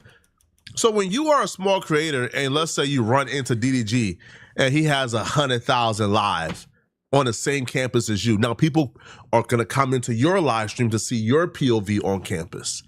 Now their clout is trickling down on you, right? You go on, let's say, Rakai stream with 300,000. You get a funny moment. Now guess what? That trickles into you. Streamer University gives you access and puts you in proximity to the motion. I don't really care about the teachers, is Lizzo doesn't stream. What do you think the cap should be, student, view count-wise? I said 500 viewers. I think if you have over 500 viewers, you are at a point of success, streaming-wise, where you could already be making over $100,000 a year. Office Drummer was in both of Kai's Mafia-thon, and he has like 240,000 followers on Twitter. It's like, well, you have an audience. Streamer University is not going to start your career more than being on Kai Cenat, the biggest Twitch streamer of all time, stream for 2 months straight. Sky Jackson, Zuri from Jesse. I go, he's famous. Sketch. I go, sketch like the sketch real sketch? Like the sketch I know sketch. Sketch is probably one of the most famous streamers in terms of out of the streaming space. Kai wants to get streamers that have views and are already large because they're proven to be entertaining. They will bring more publicity to the event and the sponsors because a lot of this is about money. They'll be able to help up and coming streamers more because if Sketch is in your class, you could lab with Sketch, and then you're gonna get views, right? On the flip side, I'm going, half of the people on this list are like proven streamers. So I'm going, if you're somebody that applied, your odds just went from 0.0001% getting in to like 1 in a million. You can't treat this like you're applying to like your state university. You have to treat this like you're walking into a gas station, buying a scratch off, and scratching it off for $1 million, and going, I didn't win, what the Okay, Silky. Tallest core member, still lives in a $40 million mansion. I'm like, Silky. Then he announces Aisha Sophie, OnlyFans model. And I'm like, okay. Then he announces Marlon. All bets are off the table. Marlon averages 15,000 viewers. So this is 3 of the core boys. So a brainworm speaking to me and going, they're gonna let Ron in. Oh my God. Then he announces Black Boy Max. I go, what are we doing? Stable Ronaldo to Streamer University. Right when Ron's in, I go, they're all in. Well, you know, people like Stable Ronaldo, it's just gonna be a content farm. But the worry is more like, if these guys are that big and in Streamer U, I think there will be smaller streamers that collab with them and get viewers. Like, I could see that, but I could also see, like, the majority of the clips that would have blown up from smaller streamers being overcrowded by, like, Ron just being funnier. Or, you are teaching a legitimate class, have fun kicking out half the students. Because most of the students are just going to want to clip farm off of you. I think the perfect mix would have been 15 to 20 established streamers, 100 no names. So essentially that mix is pretty good. But when you have Dream Doll doing Streamer University. Yeah, I ain't gonna lie. Like, I'm looking at the list. I'm like, man, hold on. They got motherfuckers from fans only and shit and baddies. Like, what the fuck? They got Playboy Max. Like, all he gonna do is do some zesty shit. Like, hey, it's all part of the, the movie, bro. Shit. Who hasn't streamed a day in her life. She's a rapper. Sky Jackson, like, come on, bro. Like, I can see people being frustrated looking at Dream Doll get accepted and be like, huh? Dream Doll got accepted, but I didn't. What?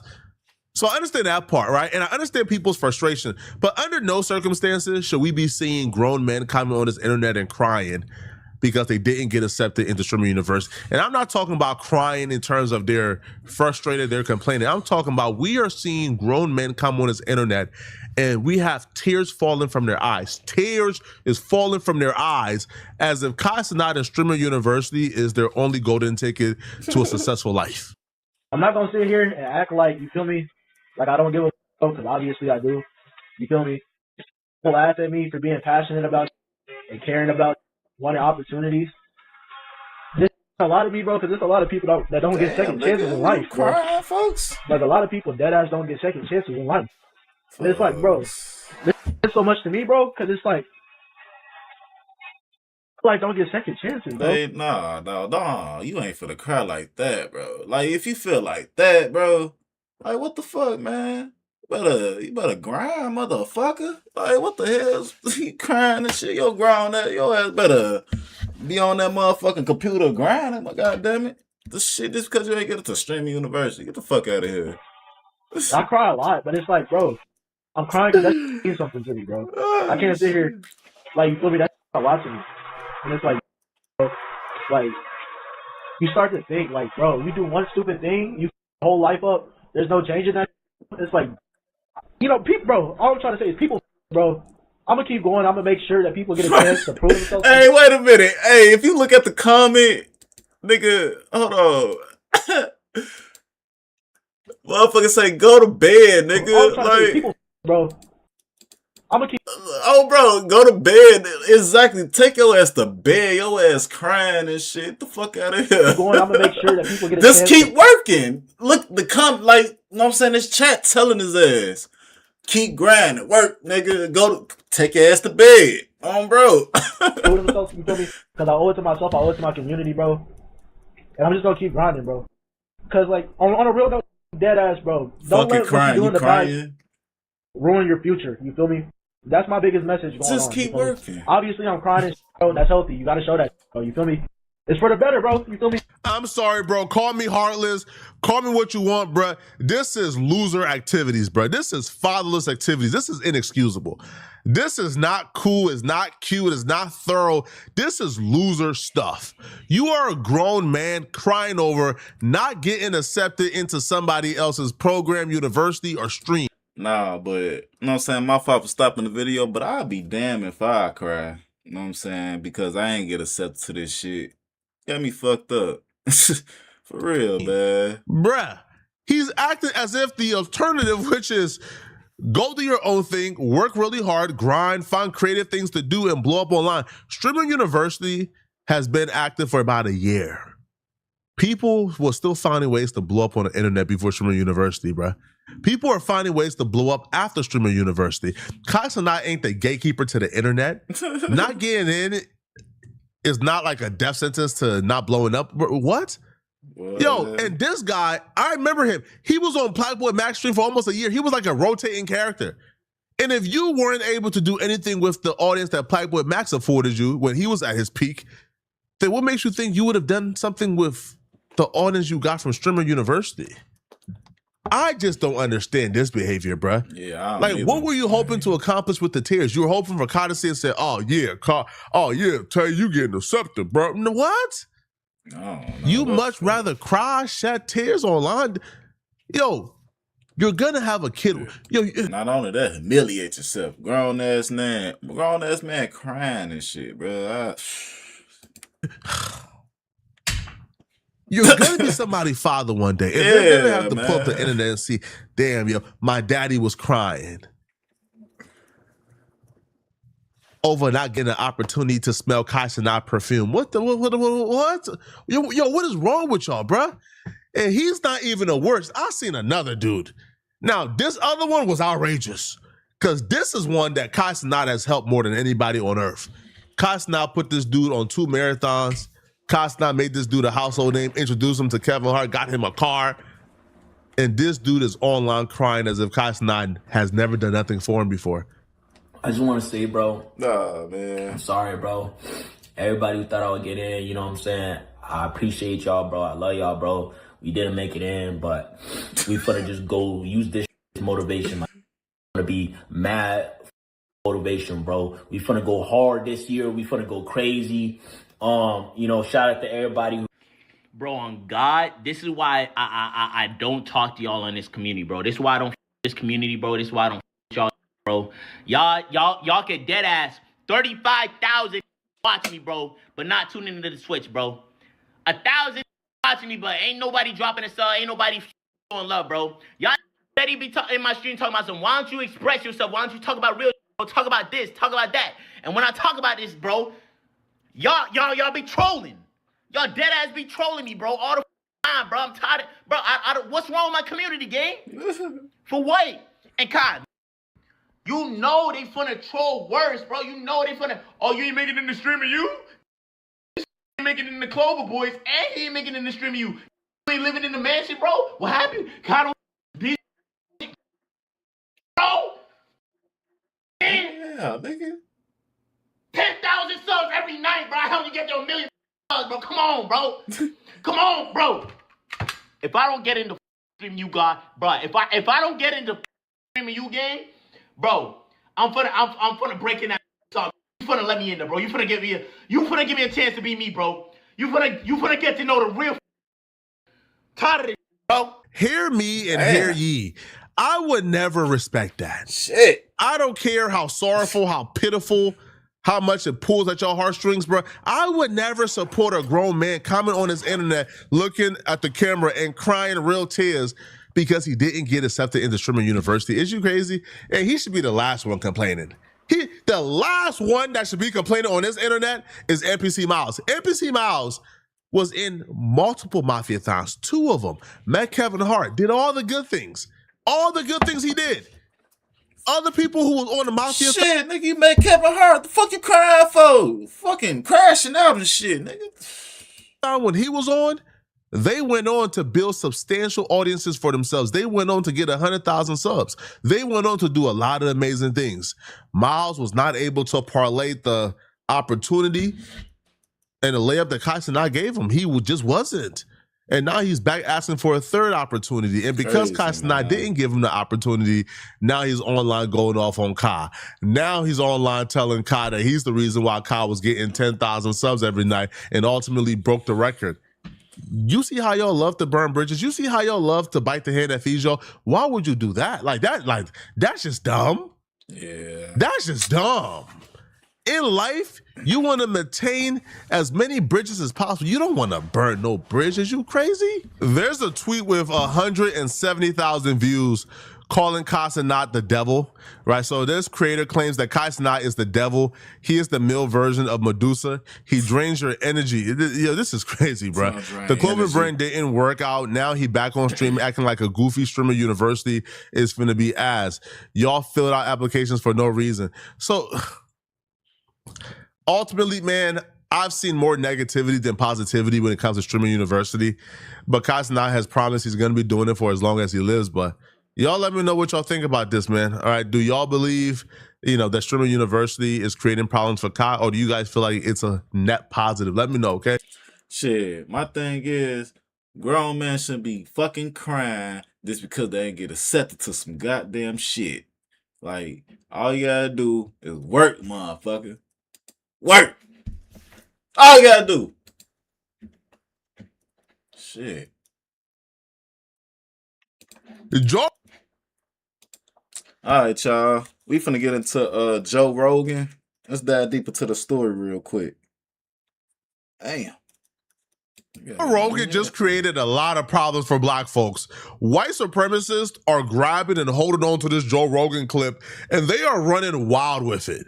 Like, this is crazy. People have long said that rap music, even though, listen, you love hip hop. I know you just got back from Kanye West. I'm a huge hip hop fan. We got to talk about that at some point. We definitely do. I love hip hop. But there's some people that believe that gangsta rap in particular, when it came about in the 1980s, was a part of the push to popularize it and produce it, was a part of the government, some faction of the government, some intelligence agencies wanting to create more crime, wanting to fill more private prisons, wanting to erode the fabric of society so they could push for more laws to keep you safer. This is like one of the most tinfoil-y of tinfoil hat conspiracies. But people are pointing out that right now is like one of the rare times where no rap music is on the charts. Yeah. And they're saying, well, how does this coincide with USAID? Was USAID like actively promoting rap music? Was that one of the reasons why rap music was so popular? Mm-hmm. Is that real? That can't be real. Maybe back in the day. It seems like that would be more manipulative. I don't see how. I believed that until I heard mumble rap. And I'm like, this is not real. This is trying to make people stupid. Yeah. There's something about this, Right. So, and obviously some artists are better at it than others. Some of them are fun the way they do it. But I'm saying there's a giant chunk of them that are inaudible. Mm-hmm. You don't know what they're like. Who's into this? Bad faith white supremacists are grabbing this clip, deliberately misinterpreting it, and then disseminating misinformation to discredit all black music. From an untrained eye, what Joe Rogan just said sounded very similar to what Professor Griff been teaching us, been telling us about the psychological covert war on hip hop. But with a trained ear, you would understand that they said two very different things. All Joe Rogan was doing was repeating the information that Mike Benz gave him. But because Joe Rogan is not equipped with the information that Mike Benz is equipped with, Joe Rogan didn't do a perfect job at repeating it exactly how Mike Benz told him. Joe Rogan does a very poor job at regurgitating the information that he received, which is why all these problems were created for black folks today. Right, see, Mike Benz told Joe Rogan that USAID utilized taxpayer funds and millions of dollars and utilized rap music to overthrow regimes and authorities that they didn't like. For example, in Bangladesh, they took millions of dollars and ran a psychological campaign using rap music in Bangladesh, where the citizens of Bangladesh and the youth, they were very timid, they were quiet, they were submissive. But with the instillment of rap music, popularizing rap music within the region, like using ads, using radio, and making rap music a very popular genre, a specific type of rap music though, like the conscious anti-authority rap music, the citizens of Bangladesh that was usually timid, now the youth were anti-authority, they were rowdy, they went up against the government, they was pushing for their rights, and rap music essentially was utilized by USAID to overthrow the regime in Bangladesh that the United States didn't like. That's how powerful rap music is, specifically anti-authority conscious rap. You know, those documents that the Gray Zone published have two rap songs in Bangladesh that have lines like they were designed to inspire anti-government sentiment and to promote street protests and political reform. I mean, you know, literally writing rap albums to get people to take to the streets and pull off the exact riot that the State Department wants to destabilize the country. And music penetrates. I mean, this is they got really attached to this during the Cold War and in the 1980s because it's and in fact in those documents they talk about how sponsoring individual artists is actually sometimes a lot more effective because they do art and activism. While they're putting on these festivals, they're promoting an agenda at the festivals. While they are putting these, you know, songs on radio distribution and supercharging, you know, their brand, those songs have themes and messages about taking down authoritarian governments, and the people got to rise up. And you have to represent the will of the people. You know, we have to, you know, end poverty. You know, and then they'll make the argument it's the government's fault that there's poverty. We have to end racial or gender inequality, and then the State Department or USAID will be working through its demographic segmentation with those exact groups. This is another reason we've been pumping up these feminist groups and these LGBT groups. If you want, for example, you can pull up the WikiLeaks CIA Red Cell memo that showed how the CIA pitched to the State Department. That Joe Rogan clip and that clip by Mike Benz is putting up triple-double in white supremacist Twitter. They're using these clips to say, see, we told y'all. See, white music was thriving in the 60s, the 50s, and the 70s. And then rap music came along and surpassed it because of the government. Rap music is a psyop. Black music was a psyop. Black music couldn't surpass white music naturally. Nah, man, when you see these black folks go multi-platinum and diamond and achieve all this success, it's because the government promoted it and it suppressed white music. These folks is now saying that these clips prove that black artists and black music, they didn't earn their keep, they didn't earn their spot, and the government is why we popping, which is just a bad faith interpretation of this. And we're going to debunk this very easily. But here are these people explaining how black music and black artists did not earn their achievement, and it's the government that made them popping and suppress white music. Hey, did you know that the CIA funded the rap music explosion? And now that the USAID funds got cut, for the first time in 30 years, not a single rap song has made it to the top 40. Wow, 2 years in a row. Think about that for a second. And I want to take you back to the late 80s and early 90s when rock was everywhere. I think you remember glam rock, arena rock, all the great lyrics, everywhere you looked. Then almost overnight it was gone and rap exploded with like MTV Raps and all that, right? And everyone just said, well, you know, I guess that's the culture. That's what people want now. That's the market. That we can make money. But here's what we didn't know back then. The CIA had been in the music business since the Cold War. We know they're in the movie business. It's declassified now, so we can actually look into it. You can look it up. Ben Swan reported on this, and I thought it was fascinating that someone finally picked up on it. So back in the Cold War, the CIA was paying to send Louis Armstrong, Ella Fitzgerald, Dizzy Gillespie all around the world because they needed the world to see America as a tolerant place. Don't get me wrong, those are three of the greatest musicians who ever lived, in my opinion. I mean, their music was real, the talent was real, but the State Department, they were cutting the checks. Crazy. So when Mike Pence, the former State Department official, you probably know him, came out and said USAID was funding rap artists in 14 countries as recently as 2024 and training them how to get young people into the streets, you got to go back and ask yourself, if they're doing this in 24, what exactly were they doing in 1991 when rock fell off the face of the earth and rap exploded for the next 30 years? Because then in 2025, when Doge cuts hit, and for the first time in 30 years, rap disappeared from the top 40. Obvious. 2 years in a row. The Billboard numbers confirm it. You can look it up. In 2024, Not Like Us was number one for damn near half the year. In 2025, Luther and other Kendrick Lamar records was number one for damn near half the year. In 2026, Drake and Don Toliver had number one records. Like, what are you talking about? So now these people are saying, you see, we told y'all, these folks really wasn't that talented, man. These folks ain't surpassed us naturally, man. They got a boost from the government, man. That's why they popping. Cut it out, man. First off, if that music was so potent and so powerful, it overthrew a government in other countries. They used it as a weapon in other countries. What makes you think they would want to promote that music over here? No, what happened was hip-hop was already popping, right? Grandmaster Flash already dropped the message. That anti-authority conscious music was causing a rebellion in the streets. It was becoming popular music. It was resonating with disenfranchised people all across America, right? The music was skyrocketing without the government stepping in. All the government did was co-opted the movement. And Professor Griff explained it perfectly. They didn't make hip-hop hot. Once hip-hop got hot, they realized they needed to step in to further incentivize the artists that were already superstars and already hot. They wanted to incentivize them to make a different type of music because the music they were making was a direct threat to the authority. See, the interpretation here is the government is the only reason why rap got popular and got hot. No. The interpretation should be the government recognized that conscious rap and anti-authority music and rebellious music was skyrocketing, was becoming popular music. It was surpassing rock and roll. And they realized we need to do something about this pretty fast and in a hurry.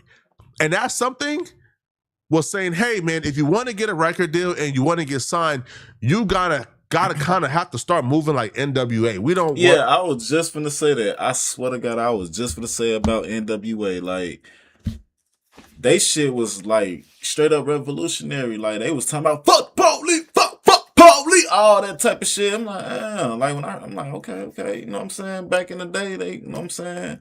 And then like it's like they morphed, you know what I'm saying? If you listen to it, and then they morphed it, and it's like now, you know what I'm saying? It was like drill and all that shit. But hey, shit, music play it like, hey, music, you know what I'm saying, do a lot of shit though. I ain't gonna lie.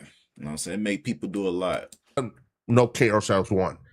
Hey, bruh, if you want to be a female artist and you want to get a record deal, you got to start rapping about sucking D and being promiscuous. That's the message we want to push. We don't want no Lauryn Hills out here. Bro, it's the fluence. That was what they did. Not make it popular, just co-opt it. Professor Griff explained it perfectly. Page 236, it talked about how they would get together and hip-hop. And they did that by using Quincy Jones and the Vibe magazine to as hip-hop. So by the time NWA came out and Dre came out with the Chronic, it successfully neutralized Public Enemy.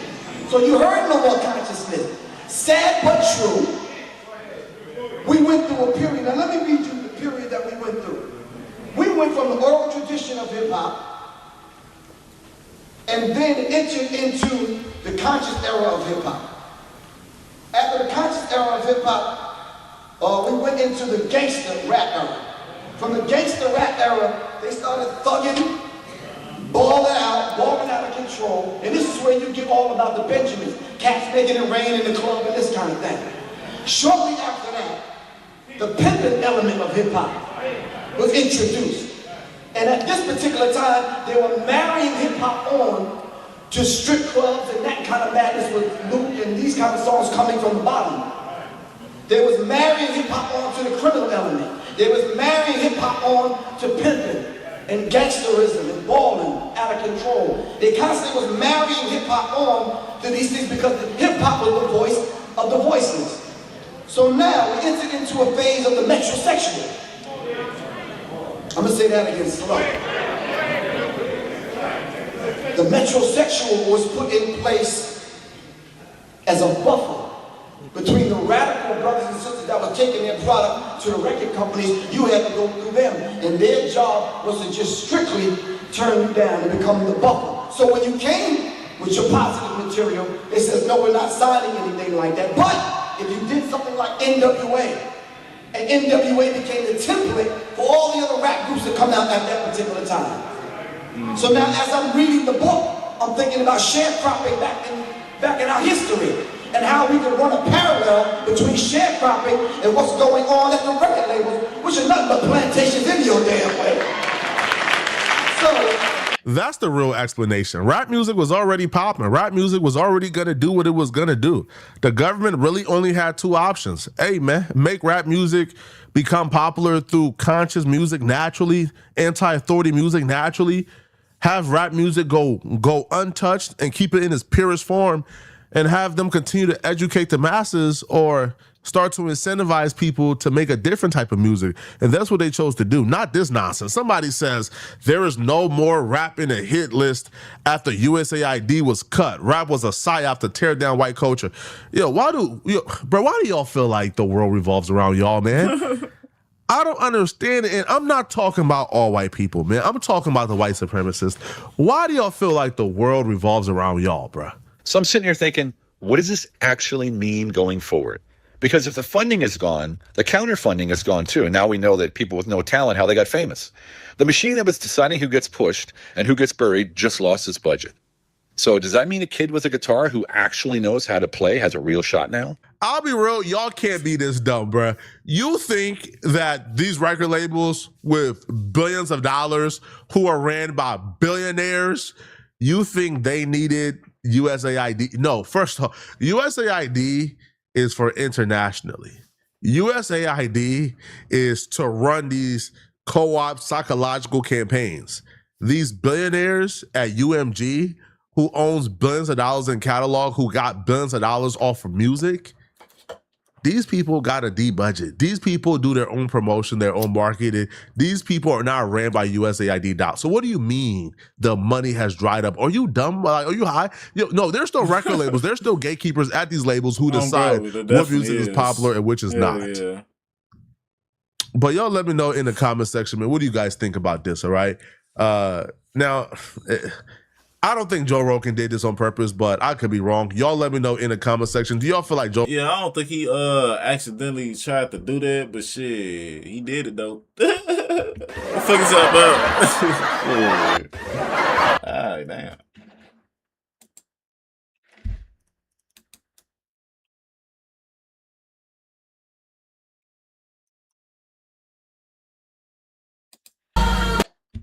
Alright, y'all. We finna get into this story about a IG mom went on live and shit. You know what I'm saying? Got shot down. Let's get into it, man. Damn. Nobody wins when the family feels, but my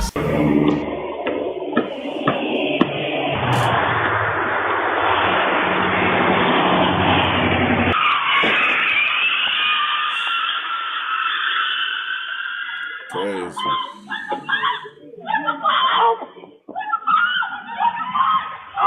Now, family and friends are in mourning tonight after a 6-year-old boy is killed after sadly being hit by a car in Fraser. No, Greg, yes, a very sad situation. A 6-year-old boy struck and killed Thursday just feet away from his home. Close enough Thursday afternoon to see and hear neighbors traumatized after a young boy was struck by a car.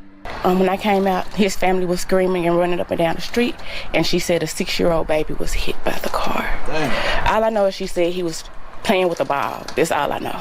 And they were crowded over there, and they were covering him up, and cars were everywhere. So I don't feel no sympathy for you, bitch, and I'm the most sympathetic in America, nigga. I done got shot in the head by them Grace. Bitch, I was giving you grace, hoe, and you just get on Facebook and lie. And you ran with this. You and your folks ran with it. And that's another thing. I waiting on whoever got your back. Your great-great-grandma can have your back. I pushed that hoe down and stir so hard. Bye, Granny. Like, I don't care. I want any kind of smoke, bitch. Show me you gangster and kill me, hoe, for the threats. That's what I want. And for everybody like, oh, she went to jail.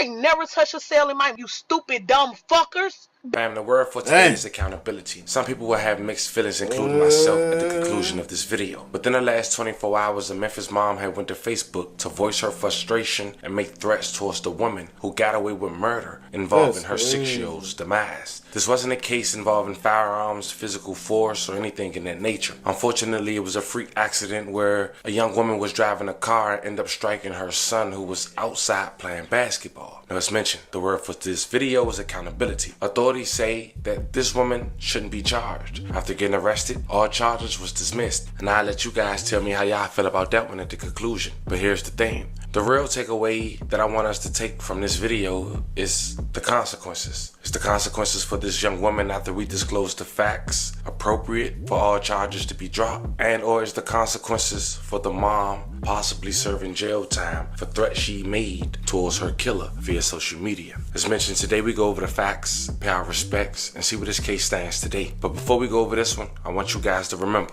I won't give you no angle. I just give you the story. So with that being said, make sure you like, comment, and subscribe. We'll jump right to it. Needed to make another PSA. Listen, if you ever wish payday came sooner, this might actually help. Once you scan the QR code, it unlocks the... I ain't gonna lie. My fault for snapping the video, but shit, you can tell she ready to crash out for this shit. And I ain't gonna lie, man. Hey, shit. Hey, it's something to be crashing out about, goddamn. Hey, anyway, y'all hoe love to speak on somebody and their parents, and let's talk about it. Since we want to talk about the day so bad, everybody want to know about the day so bad. How my baby go outside every day. I don't know if you have children or not, but children should be allowed to go to outside. I've been in Memphis all my life. All my life. So if you know, if you're a real Fraser baby, I'm talking about West Side High School days, before I was even thought of a middle school. Bitch, when I grew up, everybody knew when kids got out of school, you did the speed limit. You do not rush. You do not do nothing because children are walking from school. Children are getting out of school. Bitch, I had just got work.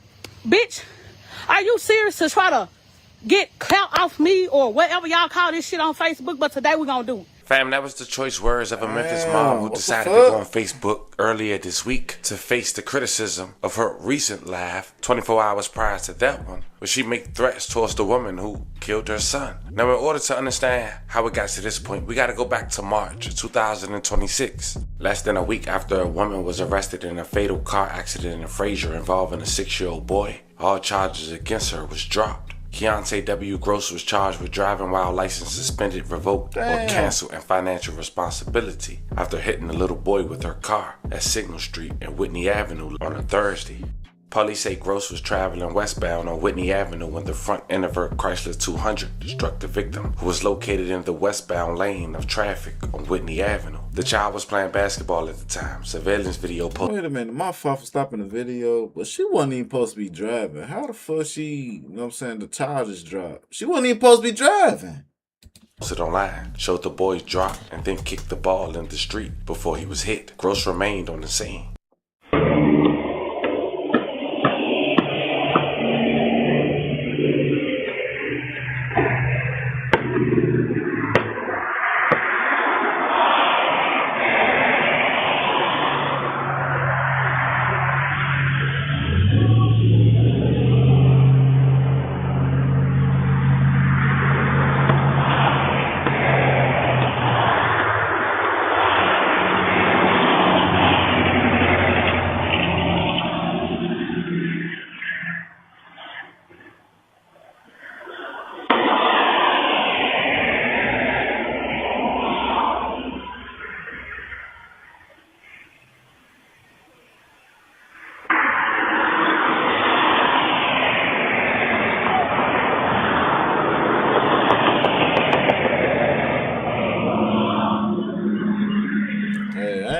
they driving kind of fast too.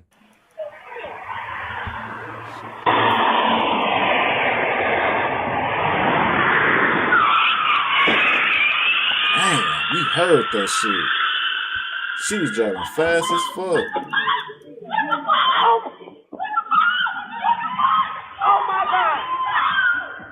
That was loud as fuck. That was loud ass bang though. I ain't gonna lie, that shit was loud, bro.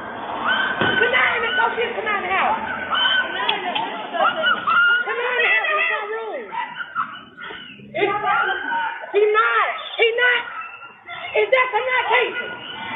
Casey, is that Cenat? So yeah, when she's at Cenat house. Yeah, can you please get to Singling Street?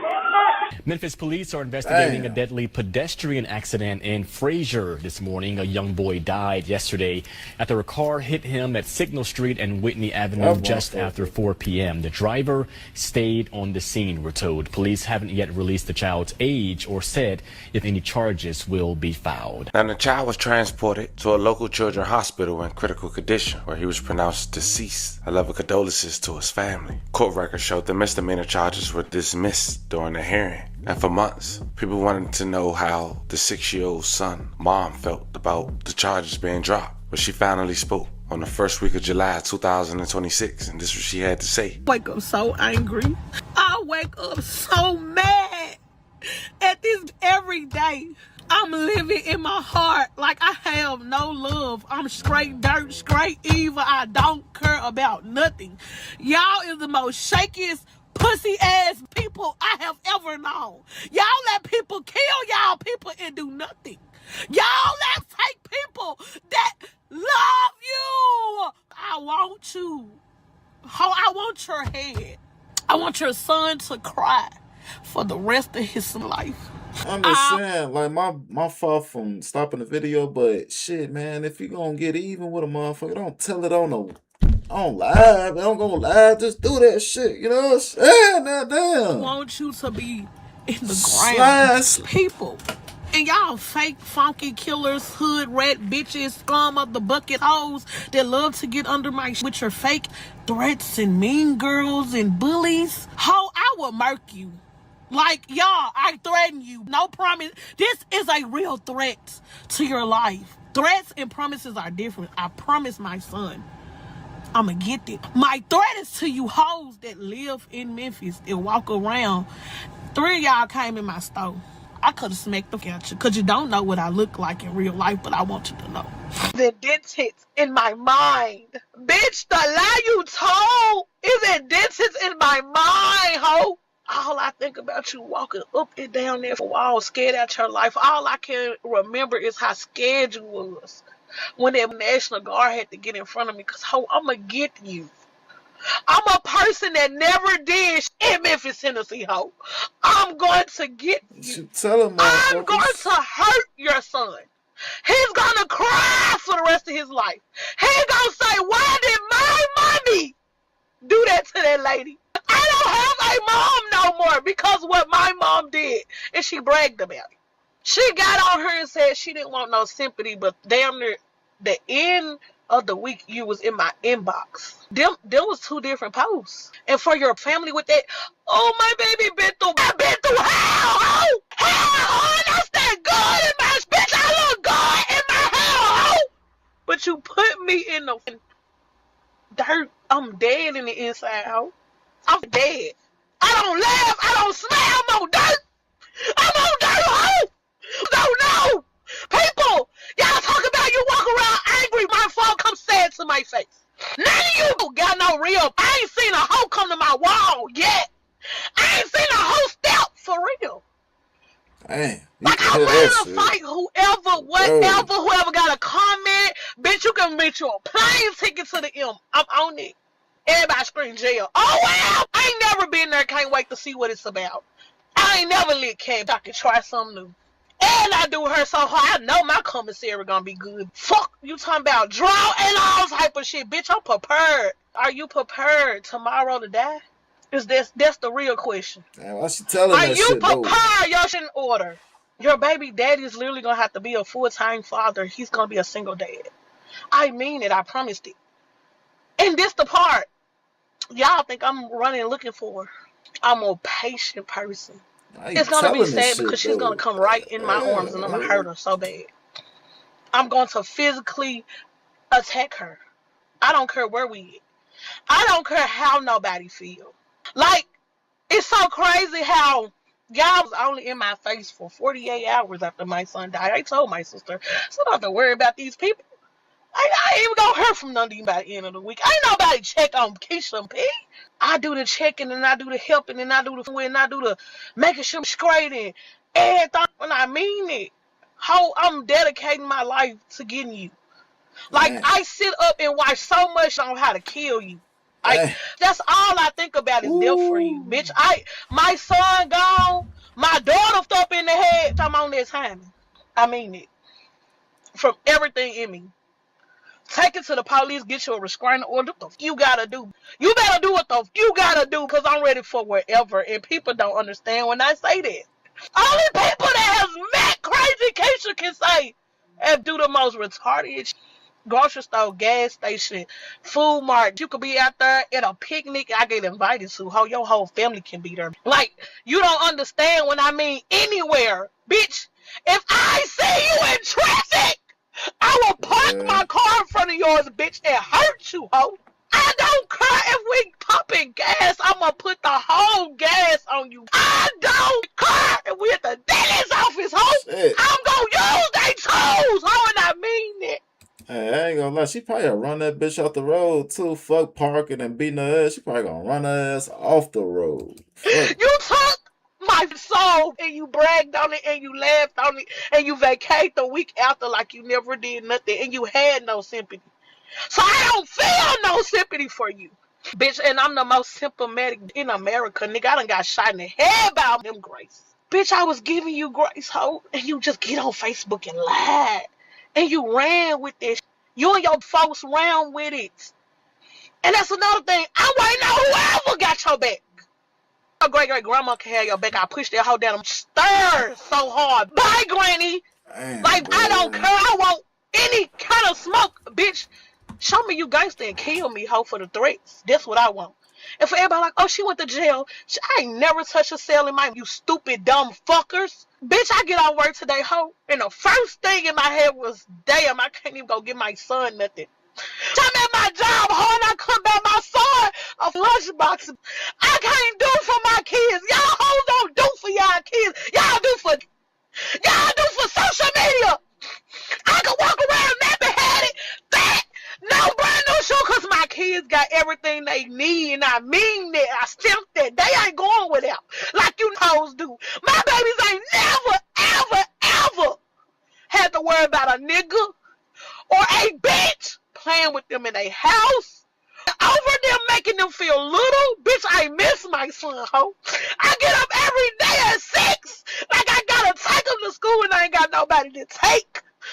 I'm not here to tell you she wrong for what she did. I'm not here to judge her. I'm not here to tell no parent how they should grieve after losing a child, especially knowing in her eyes or his eyes, quote unquote, justice wasn't served. I am here to say it was a very unfortunate situation all the way around the board. And if we being honest, no parent should have to bury their child. But this was the latest on a woman who decided to go to Facebook to make threats towards the woman who caused her to bury hers. Was the parent wrong? Was the suspect wrong? I'll let you guys let me know about that in the comments. Don't forget to... If the suspect, you know what I'm saying, if she did what she said she did, bragged about, you know what I'm saying, that shit, yeah, she wrong. That's cold-blooded right there. Like, man, bruh. You could tell, you could hear the anger from her. Like, you already know she made real business on phone now. Shit.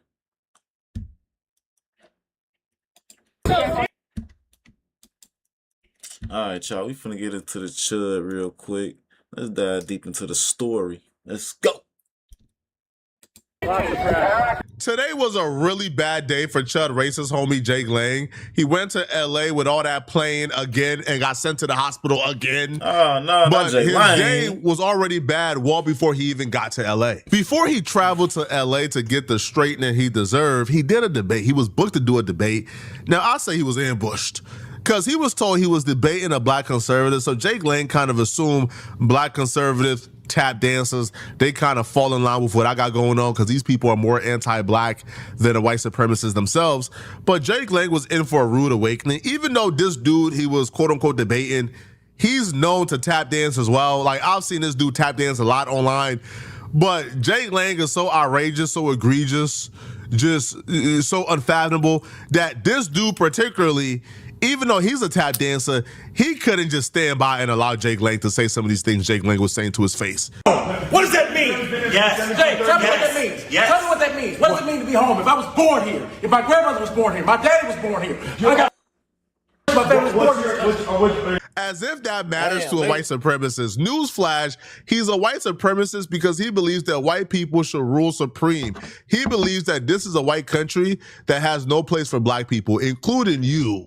Damn. But a lot of these black conservatives, they show up, they expect to come have a conversation about how terrible black folks are while playing the, well, I'm different, no, I'm the good type of black man. And they believe that that's enough. Placating that much and conceding that point would essentially gather them a new friend in a guy like Jake Lang. But this is what they, again, and this might sound like sacrilegious, I kind of have to respect this when it comes to Jake Lang. Jake Lang don't discriminate between the black conservative and the black liberal, bro. He hate us all equally. Damn, and this black conservative showed up trying to have a middle ground with Jake Lang, trying to come to a middle resolution with a white supremacist, and he got his wake-up call live for everybody to see. And what ended up happening is this dude ended up looking like an absolute fool. You knew who Jake Lang was. You showed up anyway to give this dude a platform because you thought you could middle ground your way to a friendship with Jake Lang. And when it didn't work out, now you're screaming, acting like you about to stand on business, knowing damn well you're not standing on business for nothing, man. Right? All this posturing, all this theater, all the theatrics, all the Jake, oh my God. Man, you wasn't going to do a goddamn thing, bro. You showed up looking a tap dance and bootleg and you got your wake-up call. Too bad. Are you black or are you Spanish? What are you? I don't know. I am black, boy. Okay, you're black. Are you 100% black? What does it make? Well, I mean, that does make a difference. It don't make a difference if you was born in this nation and you built this. Black people are unassimilated. No. If you were born in this country and you built this. Grew up in 5 What do you mean? That don't matter what I just said. You mean that's listen to what our children. Who the murder your children? Austin Metcalf, Arena Zarewski, Henry Nowak. You want to talk about the fact white people commit more violence than anybody else in this world? What the you talking about? Damn, man. Yo, Jake Lang is so unreasonable. Well, his fucking veins popping out his neck and all that shit. He heated. He got the black conservative talking like he Hotep, man.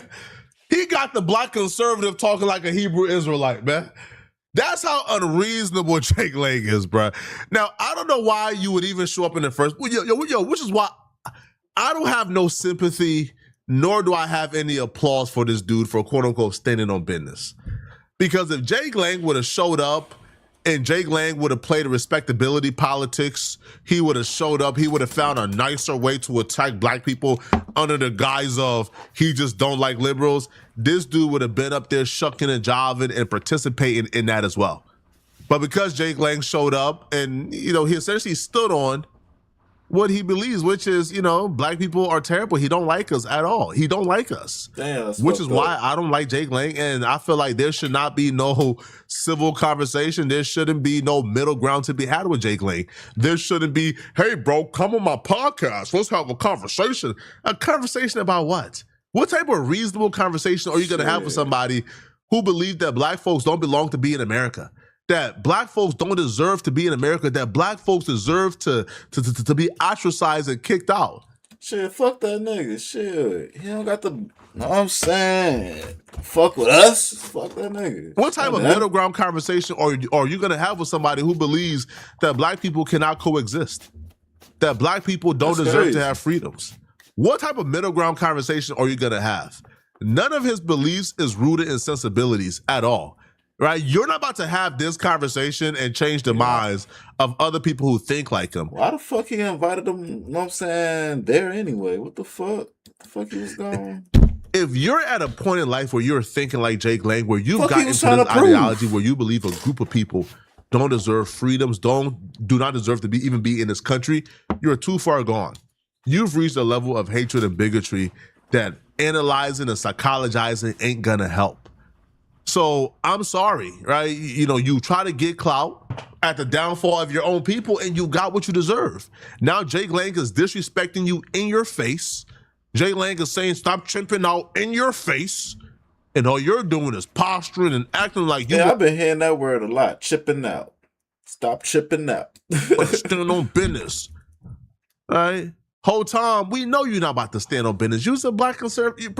Bro, you identify as a black conservative. You're not standing on business, man. We know your kind. This guy's how many talking about? You really want to sit? You want to hold on.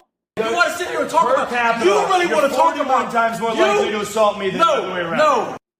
You really want to talk about violence in this country? The you just spewed. Y'all better get this. George Floyd.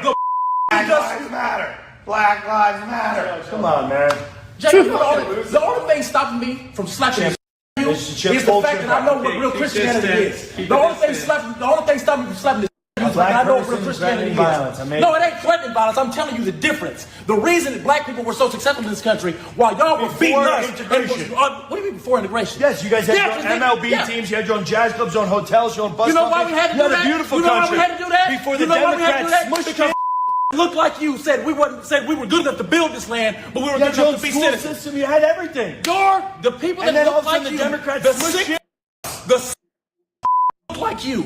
Justice Tanner has said that a black man can build this nation, but he has no rights that a white man is bound to respect. Sick white peons that think the way that you think. Like Al Sharpe. No, it ain't Al Sharpe. No, it ain't Al Sharpe. No, it ain't Al Sharpe. That white boy is so evil, hateful, evil as fuck. Bigoted. Oh, bro, he definitely evil. He got an Uncle Tom trying to get in the field with us, man. Too late. Sorry, bro.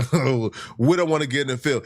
Yo, I just find it hard to believe, man. Yeah, which is why, like, a lot of these dudes, I kind of just see it as a LARP, right? A lot of these, like, black conservatives. Because this dude, for the most part, is a Trump supporter, right? Like, we've seen him in multiple debates, right, praising Trump.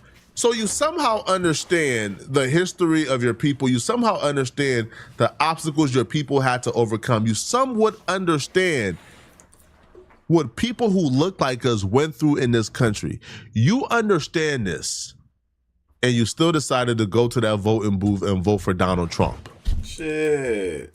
Did it look like he have a choice? Shit, he had no goddamn choice. But yet you're sitting surprised when someone like Jake Lang feels emboldened, feels proud to be racist in 2026. That right there is the aftermath and consequences of who you voted for. He feels emboldened because of who is in office. But did you have a choice? Like, you know what? Fuck it. I ain't even finna go through it. He feels emboldened because of who Trump has elected to lead this country. Bro, do you understand who Stephen Miller is? Bro, Stephen Miller is probably one of the most white. You've never met a more racist human being than Stephen Miller. I think Jake Lang is child's play when it comes to Stephen Miller. And Stephen Miller is like second in charge to Trump. Like he's the dude that Trump listens to the most.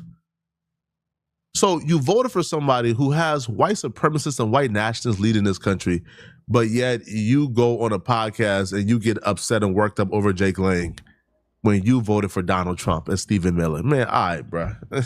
Yo, y'all can do all that like performative stuff, man. I ain't trying to hear that, man. All right, you did all that, Jake. The only thing stopping me from putting hands on you. And then he's playing back with Black Lives Matter. Black Lives Matter. Ah, shut up. Shut up. Shut up. Man, got you looking like an absolute fool, man. Real. That's what you don't understand. No. The difference between you and they built this is why. Did you watch the BET Awards this year? No, I didn't. Did you celebrate Molly Perkins? You are useless. Molly Perkins. That's what you're doing. Is exactly why. That you create. You're spewing. Get him, no, bro. It ain't. No. It's not. You're not. What do you think what you're spewing? Because you dress up nice like white people doesn't mean you're like white people. What are you talking about? Like white people? Look how you're speaking. Look at what you said. You said you were black people are not assimilated into white culture. They're not. You guys are violent. You glorify drug dealing. You glorify ball playing. You glorify. Why would we assimilate to a culture that saw? He's not a Republican. He cannot be on that side. Why would we assimilate to a culture that killed us? You can't even get into the Patriot. This is why the Republican. This is why white folks like you make Republicans. And that's why niggas like you gotta talk to a 15-year-old. Cause couldn't win no real one would ever give you no. That don't make you look good. If you guys is not aware, there was this Jake Lang files where they did this whole decoy sting on Jake Lang where they presented like this 15-year-old fan of Jake Lang who hit him up. He hit them back. He was texting and he was very interested in meeting up with the 15-year-old. He even told her, hey, I gotta wait 6 months to meet up with you when you turn 16. So this dude is the very definition of a pedo. You understood he was a pedo. You knew the files. You knew he got exposed for this. You thought he was guilty of whatever he got accused of, which is why you're bringing it up right now. And you still wanted to sit down to debate a pedo? I'm confused here, bro. Like, sir, I'm confused. I'm lost here, bro. I'm lost. Yeah, so you wanted to sit down and meet and get to a middle ground with a white supremacist, white nationalist who hate us, who called for. Hey, I just don't get it. That's what I was just saying. Like, what's the point of his ass there? Like, why did he bring his ass there? Like, what was he trying to prove? What was the motive, nigga? Like, what the fuck? He's a white supremacist, asshole. Carmelo Anthony to get hung from a tree? Man. Who disrespected black mothers? And oh, by the way, he was talking to 15-year-olds. Excuse, that's the person you wanted to sit down to get the middle ground with, man. F out of here, bro. Nah. I'm not giving you no strikes whatsoever. Once he got done with that particular interview or debate, he had to LA. Now, when he got to LA, chaos ensued almost immediately. Now, the last time he went to LA to quote unquote protest black culture outside of the BT Awards. And he got the hands of the ancestors all. Oh, bro, he got his ass. They got that boy out of here, packed him up, sent him to a hospital, did him bad. And if you forgot the last time Jake Lang went to LA, let me remind you guys of what took place. Folks ass finna get it. What? Look at him. Like, get that shit out for him. He left LA bloodied, bruised up, in a hospital bed. But apparently he thought it was a good idea to come back. Now, this time around, he was coming back under the guise of he was marching or doing like a rally on behalf of a mayoral candidate. But I don't believe so, bruh. He came strictly to antagonize black people. We know this, bruh. But here's the thing. Black folks, we showed you a whole one time. We not coming back to bother, man. Bro, you got it, bro. Like, we already showed up, gave you the beat down, gave you the smack down.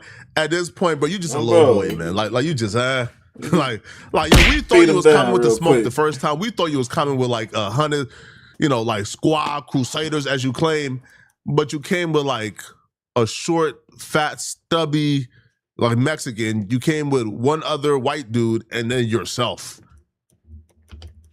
And you just showed up and got beat up. So black folks stayed home this time, man. But our white brothers and sisters, our Mexicans, Hispanic brothers and sisters, man, they showed up and they showed out, bruh.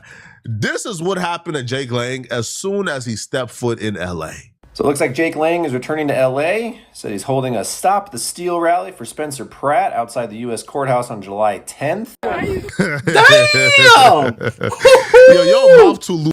Hey, he got a good ass connection right there. Goddamn! Just for your hands not to work, man. Oh, this brother laid down some real straight there, bro. Oh God! Where you going? Get back here! Where you going? White? Get back here! Where you going, man? Oh, he on that tail like white on rice, bro. Oh, he laid down some shit. No, this is what we call a demonstration where I'm from, and this is a demonstration. This is a demo. But it gets worse, man. If you thought the demo they laid down on Jake Lang was bad, wait till you see the demo they laid down on the white boys who came with him. Damn! Oh shit! Stop it! Hey, wait a minute. They put the flip flops on his ass real fast. Hold on. Hey, wait a minute. They got the white boys who came with him.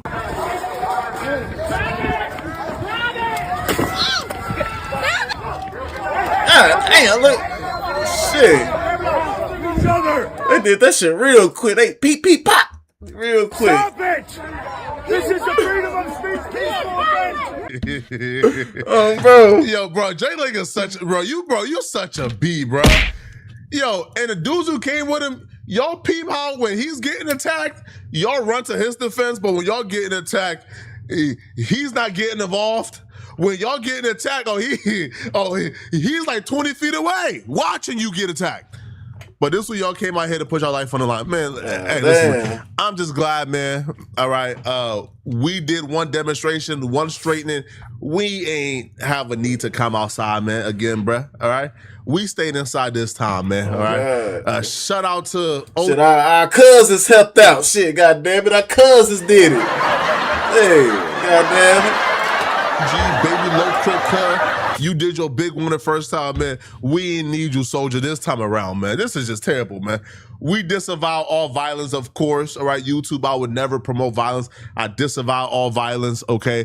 I ask for everybody to present peacefully. Violence is never the answer. Y'all let me know in the comment section what y'all think about this, man, all right? Yo, at this point, bro, what do you guys think is the solution to deal with Jake Lang? Because I'll be real, man. All right, like the whoop is out of yo, this like the hard-headed stepchild, man. I don't think these whoopings is severe enough to make him stop. Nah, for real. Like, he got his ass whooped enough. Like, goddamn, he just keep on coming back. He like, shit, like Rocky, goddamn, now, shit, Rocky Balboa, shit, got his ass beat up all in the ring, still coming back. Oh, bro.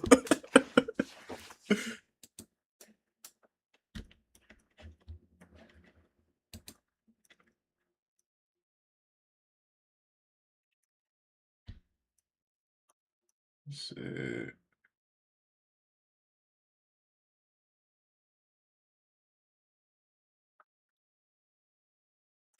Alright, y'all. That's about it, man. Shit. Hope y'all like the show, man. Like and subscribe, man. Shit come a long way. And like I was saying, though, shit. Coming out with a brand. Official clothing brand.